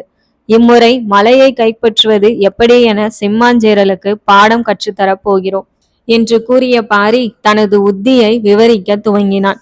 காற்றும் நிலவொளியும் நெருங்கி அமர்ந்து செவிமடுத்தன. செம்மலை சமவெளியை இருள் சூழ துவங்க சேர வீரர்கள் போதிய ஓய்விற்கு பின்னர் பரம்பினரின் தாக்குதலை எதிர்பார்த்து புத்துணர்வுடன் நின்றனர். முதல் நாள் இரவு செம்மலையில் இருந்து நடுவில் இருந்த காடுகள் வழியாக மாயன்மலை வரை பரவியிருந்த சேரப்படை ஒரே நாளில் சுருங்கி செம்மலை சமவெளியில் மட்டுமே நிறைந்திருந்தது. முதல் நாள் சேரப்படை மாயன்மலையில் இருந்து செம்மலை சமவெளியை நோக்கி நகர்ந்தபோது அழித்திருந்த மரங்கள், எரிக்கப்பட்ட பனை மரங்கள் அனைத்தும் காடுகளில் வஞ்சினம் வேண்டி கிடக்க நெடிதுயர்ந்த மரங்கள் மனமும் உடலும் சோர்ந்து நின்றன. நெருப்பின் கைகள் நெருங்குகையில் பட்டைகளிலிருந்து பால் போன்ற நீரை வடித்து நெருப்பை எதிர்த்து நிற்கும் பில்லி மரங்கள் அகன்ற கிளைகளில் செந்நிற மலர்களை பரப்பி நின்றன. சமவெளியின் நடுவே அமைக்கப்பட்டிருந்த கூடாரத்தில் சேரவேந்தனும் ராசசிம்மனும் அமர்ந்திருக்க புதிதாக நியமிக்கப்பட்ட 4 துணை தளபதிகள் நின்றிருந்தனர். இரவுக்கான ஏற்பாடுகள் என்ன என்று கேட்டான் சேரவேந்தன். சமவெளியை சுற்றி உடைந்த மரங்களையும் பொருட்களை ஏற்றி வந்த வண்டிகளையும் தடுப்பாக அமைத்துள்ளேன். பன்றிகள் நுழையாமல் இருக்க படையிருக்கும் இடத்தை சுற்றி மரக்குச்சிகளை நிலத்தில் அரைந்து அவற்றில் கயிறுகளையும் கொடிகளையும் பிணைத்து வேலியை உருவாக்கியுள்ளேன். நமது படையை சுற்றி 2 வரிசைகளில் ஆளுயர கேடயங்களை ஏந்திய வீரர்களை நிறுத்தியுள்ளேன். அடுத்து விற்படை வீரர்கள் குறைந்து விட்டதால் அவர்களை ஒரு வரிசையாகவும் 3வது அடுக்காக வாட்படை வீரர்களின் 2 வரிசைகளையும் அமைத்துள்ளேன். 10 நாழிகைகளுக்கு ஒரு முறை வீரர்களை மாறி ஓய்வெடுக்க கூறியுள்ளேன் என்றான் ராசசிம்மன். ராசசிம்மன் கூறுவதை கேட்ட சேரவேந்தன், இம்முறை தற்காப்பு மட்டுமே போதாது. பரம்பினர் தாக்கினால் முன்வரிசை வீரர்கள் இருபுறமும் விலகி பரம்பினரை உள்ளிழுக்கட்டும். அனைத்து பரம்பினரும் நுழைந்தவுடன் உள்ளேயே வைத்து கொன்றொழிக்க ஏற்பாடுகளை செய். மேலும் பரம்பினர் தாக்கி நுழையும் இடத்திற்கு இடது வலது புறங்களில் சேர வீரர்களை காடுகளுக்குள் நுழைந்து சென்று பரம்பினரை பக்கங்களிலிருந்து தாக்க சொல். ஒரு துணை தளபதியின் தலைமையில் 500 வீரர்களை மாயன்மலைக்கு பின்புறம் சென்று ஒளிந்திருக்க சொல். பரம்பு தாக்குதலை துவங்கியதும் கொக்கரையை சரியான நேரத்தில் ஊத சொல். அதன் ஓசையை கேட்டதும் நமது வீரர்கள் மாயன்மலையிலிருந்து முன்னேறி பரம்பினரை பின்னிருந்து தாக்கட்டும். இன்றிரவு பரம்பு படையை முழுவதுமாக கொன்றொழிக்க வேண்டும். சேரப்படையின் வலிமையை உணர்த்தியாக வேண்டும் என்றான். புதிய துணை தளபதிகளை பார்த்த செம்மாஞ்சேரல், நீங்கள் தளபதியின் உடனிருந்து அவரிடம் கட்டளைகளை நிறைவேற்றுங்கள். இன்றிரவு பரம்பு படையை தலைமை தாங்கி வருபவனின் தலையை கொண்டு வருபவனுக்கு பொற்காசுகள் மலையென பரிசளிக்கப்படும் என்று அனைவரிடமும் கூறுங்கள் என்றான். உப தளபதிகள் களிப்புடன் வெளிவந்தனர். ஆசையின் நிழல் துயரம், துயரத்தின் நிழல் இருளிலும் தொடர்ந்தது. சில நாழிகைக்கு பின்னர் செம்மலை சமவெளியின் இருபுறம் இருந்த அடற்காடுகளின் வழியாக முன்னேறிய பரம்பினர் செம்மலைக்கும் மாயன்மலைக்கும் நடுவில் அழிக்கப்பட்டிருந்த காடுகளை வந்தடைந்தனர். சமவெளியின் இடது எல்லையில் கூடலன் தலைமையிலும் வலது எல்லையில் ஒளியன் வழிநடத்தலிலும் 100 வீரர்கள் நிலை கொண்டனர். இரு புறங்களிலும் உயர்ந்து நின்ற மரங்களின் உச்சி கிளையை நோக்கி பரம்பு வீரர்கள் சிலர் வேகமாக ஏறத் தொடங்க பறவைகள் துயில் கலைந்து பறந்தன. பரம்பினர் அனைவரும் நிலை கொண்டதும் ஆந்தையின் அலறல் ஒலிக்க கூடலனிடம் இருந்து நெருப்பிடப்பட்ட முதல் அம்பு பறந்து வந்து சேரப்படையின் நடுவே இறங்கியது. பரம்பின் இரவு தாக்குதல் துவங்கியது. அடுத்த கணத்தில் மாயன்மலை திசையின் வலப்புறத்தில் இருந்து ஒளியன் தாக்குதலை துவங்கினான். பரம்பினர் தொடர்ந்து 2 இடங்களில் நெருப்பாம்புகளை எய்து தாக்க ராசசிம்மன் குதிரையில் வேகமாக சமவெளியின் இடப்புறத்திற்கு வந்து சேர்ந்தான். வலப்புறத்திலும் தாக்குதல் நடைபெறுவதை கண்டதும் ஒரு துணை தளபதியை அனுப்பி தாக்குதலை வழிநடத்த உத்தரவிட்டான். முதல் வரிசையில் இருந்த கேடயம் ஏந்திய வீரர்களிடம் பரம்பினர் ஊடுருவ முயன்றால் பின்னேறி உள்ளிடுங்கள் என்று கூறிவிட்டு சமவெளியின் உள்நிலையில் ஏராளமான கேடய வீரர்களையும் விற்படை வீரர்களையும் ஆயத்தமாய் நிறுத்தினான். புதிதாக நியமிக்கப்பட்ட 2 துணை தளபதிகளை அழைத்த ராசசிம்மன், பரம்பினர் 2 இடங்களில் தாக்குதலை நடத்துகிறார்கள். நீங்கள் ஒவ்வொருவரும் 200 வீரர்களை அழைத்து கொள்ளுங்கள். சமவெளியின் நடுப்பகுதியில் இருந்து இடப்புற காடுகளில் ஒருவரும் வலப்புற காடுகளில் ஒருவரும் படையுடன் நுழையுங்கள். இருளில் மரங்களினூடே மெதுவாக முன்னேறி சென்று பரம்பு வீரர்களை தாக்கி அழியுங்கள் என்று உத்தரவிட்டான். சற்று நேரத்திற்கு பின்னர் நடுச்சமவெளியின் ஓரங்களில் இருந்த தீப்பந்தங்களின் நெருப்புகள் அணைக்கப்பட்டு இருள் சூழ இரு புறங்களிலும் சேர வீரர்கள் காடுகளுக்குள் நுழைந்து பரம்பினர் தாக்குமிடத்தை நோக்கி முன்னேற துவங்கினர். ராசசிம்மன் கையை அசைத்ததும் ஒரு சேர வீரன் கொக்கரையை ஊதினான். எதற்காக சேரர்கள் ஒலியை எழுப்புகிறார்கள் என்று பழையனும் கூடலனும் யோசிக்க கொக்கரையின் ஒலிக்காக மாயன்மலையில் பின்புறத்தில் மறைந்திருந்த சேரர்கள் சமவெளியின் மீது தாக்குதல் நடத்தும் பரம்பினரை நோக்கி முன்னேற துவங்கினர். மாயன்மலையின் திசையிலிருந்து பரம்பினர் தாக்க துவங்கிய சில கணங்களில் செம்மலையின் பின்புறம் இருந்த காடுகளில் இருந்து பாரி வெளிவந்தான். அவனை தொடர்ந்து நிலவனும் இளங்கீரனும் வெளிவர நிலவன் அந்த குயிலை போல ஒலி எழுப்ப முயன்றான். 2 முறை முயன்றும் முடியாமல் தடுமாறிவிட்டு தனது வயதிற்கேற்ற உடைந்த குரலில் முன்னேறுங்கள் என்று உத்தரவிட நிலவனின் அருகே நின்ற பாரி வாய்விட்டு சிரித்தான். அனைத்து பணிகளையும் நீயே செய்ய வேண்டியதில்லை நிலவா. தகுதி வாய்ந்தவர்களிடம் பணியை ஒப்படைப்பதும் அவர்களை ஊக்குவித்து வழி நடத்துவதுமே உனது பணி.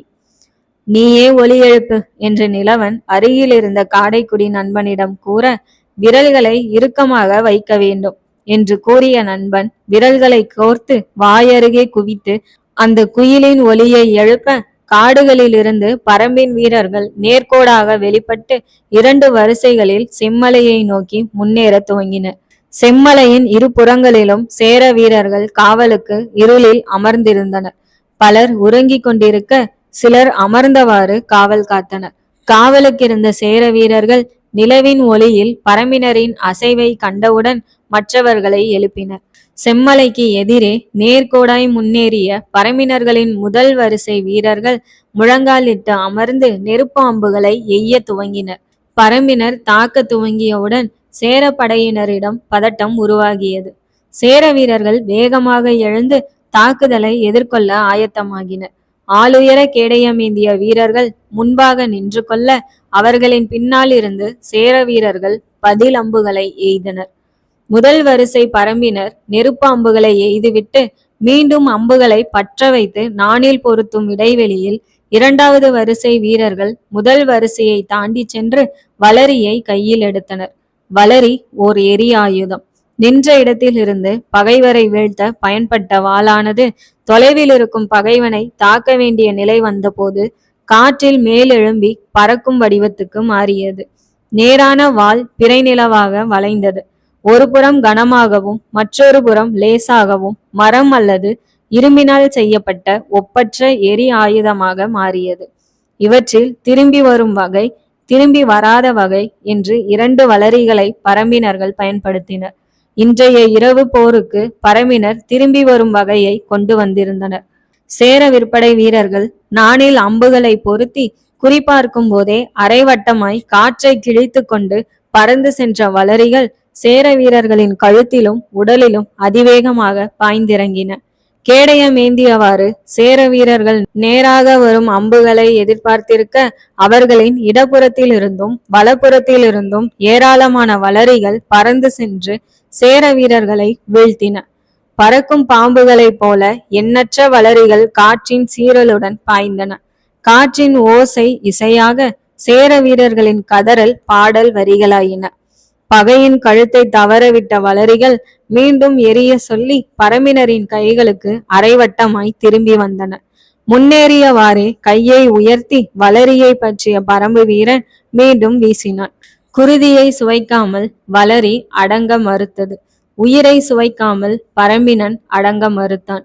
மாயன் மலையின் திசையிலிருந்து பரம்பு வீரர்கள் சமவெளியில் இருந்த சேர வீரர்களின் மேல் தொலையிலக்கு அம்புகளினால் தாக்க சேரப்படையினர் பதில் அம்புகளால் காடுகளை நிறைத்தனர். இரு தரப்பின் அம்புகளும் இலக்கின்றி பறந்து கொண்டிருக்க திடீரென மரங்களின் மேலிருந்து பரம்பின் அம்புகள் பறந்து வந்து சேரர்களை வீழ்த்தின. பரம்பினர் மரங்களின் மேலிருந்து அம்பெய்கிறார்கள் என தெரிந்தவுடன் ராசசிம்மன் தனது படை வீரர்களை மேலும் பின்னால் நகரம் உத்தரவிட்டான். பரம்பினர் மரங்களின் மேலிருந்து அம்பெய்கிறார்கள் என தெரிந்தவுடன் ராசசிம்மன் தனது படை வீரர்களை மேலும் பின்னால் நகர உத்தரவிட்டான். அதே நேரத்தில் சேர வீரர்கள் காடுகளுக்குள் மரங்களின் ஊடே இருளில் முன்னேறிய போது வலப்புறத்தின் உயர்ந்த மரத்தின் மேல் அமர்ந்திருந்த பரம்பு வீரன் இருளில் நகர்வுகளை கண்டான். அடுத்த கணம் தேன் பருந்தின் ஒலி எழுப்பினான். பரம்பு வீரர்களை சுற்றி வளைக்க இம்முறை சேரர்கள் திட்டமிடுவர் என்று பாரி எதிர்பார்த்திருந்தான். எனவே உயர்ந்த மரங்களின் மேல் வீரர்களை இருத்தி சுற்றிலும் கண்காணிக்க செய்திருந்தான். தேன் பருந்தின் குரல் ஒலி எனக்கு கேட்டதும் சீழ்கை ஒளியை எழுப்பி பரம்பு வீரர்களை எச்சரிக்கை செய்தான். அதே நேரத்தில் தேன் பருந்தின் ஒலி இடது எல்லையில் இருந்த மரத்தின் மேலிருந்தும் கேட்க சேர வீரர்கள் காடுகளில் இடப்புறத்தில் சூழ்வதை கூடலன் உணர்ந்தபோது பரம்பினரின் பின்புறத்தில் மாயன் மலையின் திசையிலிருந்தும் தேன் பருந்துகள் அலறத் தொடங்க அனைத்து புறங்களிலும் சேர வீரர்கள் சூழ்வதை ஒளியனும் கூடலனும் உணர்ந்தனர். செம்மலையின் மேலிருந்த சேர வீரர்களை பரம்பினர் எதிரிலிருந்து நெருங்கி கொண்டிருக்க ஆயுதங்களோ 3 திசைகளில் இருந்தும் பறந்து வந்து வெட்டி சரித்தது. சில சேர வீரர்கள் கரட்டின் மீதேறி மறுபுறத்திற்கு ஓடி தப்ப முயன்றனர். ஆனால் மின்னலை போன்று கீழிறங்கிய வளரிகள் சேர வீரர்களின் தலைகளை சீவி சென்றன. கரட்டின் மேலிருந்த ஒரு சேரன் சங்கினை ஊதி எச்சரிக்கை ஒலி எழுப்ப சமவெளியின் நடுவில் இருந்த செம்மாஞ்சேரல் பரம்பினர் செம்மலையை தாக்குவதை உணர்ந்தான். மறுகணம் குதிரையில் தாவி ஏறி செம்மலையை நோக்கி விரைந்தான். பரம்பின் இரண்டாவது வரிசை வீரர்கள் வளரிகளை வீசி தாக்கியவுடன் நெருப்பு அம்புகளை நாணேற்றி இருந்த பரம்பின் முதல் வரிசை வீரர்கள் வளரி வீசியவர்களை தாண்டி சென்று முழங்காலிட்டு அமர்ந்து மீண்டும் அம்புகளை எய்தனர். பரம்பின் இரண்டு வரிசைகளும் மாறி மாறி முன்னேறி தாக்க செம்மலையில் சேர வீரர்களின் குருதியும் உறுப்புகளும் சிதறின. உடல்கள் உருண்டன. நெருப்பு அம்புகள் நெஞ்சில் பாய்ந்து சரிந்த சில சேர வீரர்களின் ஆடைகள் குருதியை மீறி தீப்பற்றி எரிய சேர வீரர்களின் அலறலையும் சங்கின் ஒலியையும் கேட்டதும் செம்மலையின் மறுபுறத்தில் அமர்ந்திருந்த சேர வீரர்கள் வேகமாக கரட்டின் உச்சியை அடைந்து பரம்பினரின் மேல் அம்பெய்ய துவங்கினர். மலையின் இரு புறங்களையும் நெருங்கிய பரம்பினர் வாய் இறுக அடைக்கப்பட்ட தாழிகளை செம்மலையை நோக்கி வேகமாக உருட்டிவிட்டனர். மலையின் அடிவாரத்தை தாழிகள் சென்றடைந்தவுடன் பரம்பினரின் அம்புகள் தாழிகளை உடைத்தெறிய குரோசனி ஓம புகையால் வெறியேறிய பெருங்குளவிகள் வெளிவந்தன. பரம்பில் இருக்கும் குளவிகளுள் பெருங்குளவியே ஆக்ரோஷமானது. நச்சுத்தன்மை அதிகமுடையது. அதனாலேயே பாரி அவற்றை கொண்டு வரும்படி கூறியிருந்தான். குளவிகள் பரம்பினரை நோக்கி வராமல் இருக்க முன்வரிசை வீரர்கள் செம்புதினா இலையின் சாரில் ஆடையை நனைத்து அணிந்திருந்தனர். பரம்பினர் எண்ணற்ற நெருப்பு அம்புகளை சேர வீரர்களை நோக்கி எய்ய வெளிச்சத்தால் ஈர்க்கப்பட்டு மலைக்கு சென்ற குளவிகள் கேடயங்களுக்கு பின்னால் மறைந்திருந்த சேர வீரர்களை தாக்கின. சேர வீரர்கள் அலறிக்கொண்டு குன்றின் மீதேறி மறுபக்கத்திற்கு ஓட குளவிகள் விடாமல் துரத்தி சென்று கொட்ட மலையெங்கும் சேர வீரர்களின் அலறல்கள் கேட்க துவங்கியது. பலர் குன்றிலிருந்து உருண்டு சென்றனர். சிதறியோடும் சேர வீரர்களை வீழ்த்தியபடி பரம்பினர் முன்னேறினர். பரம்பினரின் சொல்லும் குறியும் தவறுவதில்லை. காடுகளில் நாள் முழுதும் காத்திருக்கும் பரம்பினர் பொறியை அணுகும் மிருகங்களை கிடைக்கும் ஒரே வாய்ப்பில் வீழ்த்த வேண்டும். அவர்களின் அம்பின் குறியில் அன்றைய உணவோ ஏமாற்றமோ அடங்கியுள்ளது. மிருகங்களை காடுகளில் எதிர்கொள்ளும் போது அம்பின் குறியில் அவர்களது வாழ்வோ மரணமோ அடங்கியுள்ளது. அம்புகளை ஆள்பவனே பரம்பினனாக மாற முடியும். ஒவ்வொரு பரம்பினனும் குறியே வைக்காமல் அம்புகளை எய்து கொண்டிருந்தான். சிந்தை நினைப்பதை கண்கள் அளவெடுக்க கைகள் செயலாற்றி இரையை சரித்து கொண்டிருந்தன. பெருங்குளவிகளுக்கும் அம்புகளுக்கும் பயந்து சேர வீரர்கள் செம்மலையின் அடிவாரத்தை நோக்கி ஒரு புறத்தில் ஓடிக்கொண்டிருக்க செம்மலையின் மறுபுறத்தில் பரம்பினர் வேகமாக மேலேறி கொண்டிருந்தனர். கரடு முழுதும் பற்றி எரிந்து கொண்டிருக்க எரிமலையின் மீது ஓடுவது போல் பரம்பினர் ஏறிக்கொண்டிருந்தனர். ஏறும்போதே பல பரம்பினர் நெருப்பு அம்புகளை மேல் நோக்கி எய்ய அம்புகள் கரட்டின் உச்சியை தாண்டி மறுபுறத்தில் விழுந்து எரிய துவங்கின. நிலவனும் இளங்கீரனும் கரட்டின் இரண்டு புறங்களிலிருந்தும் பரம்பினரை வழிநடத்தி மேலேறி கொண்டிருந்தனர். அம்புகளுக்கும் வளரிக்கும் தப்பிய சேர வீரர்கள் இருவரின் வட்டுக்கத்திகளுக்கு பலியாகி கொண்டிருந்தனர். பாரி இருவரையும் கவனித்தவாறு கரட்டின் நடுவில் மேலேறினான். பரம்பினர் மலை உச்சியை அடைந்த போது கரட்டின் மறுபுறமும் அவர்கள் எய்திருந்த நெருப்பு அம்புகள் நெருப்பு பூக்களாய் மலர்ந்து ஒளி வீசி கொண்டிருக்க சேர வீரர்கள் கீழ்நோக்கி ஓடுவது தெளிவாக தெரிந்தது. இலக்குகள் தெளிவானதும் அம்புகளும் வளரிகளும் சீறி சென்று அனைவரையும் வீழ்த்தின. சேர வீரர்களின் உடல்களும் தலைகளும் உருண்டு சென்று அடிவாரத்தை அடைந்தபோது செம்மாஞ்சேரல் வந்து சேர்ந்தான்.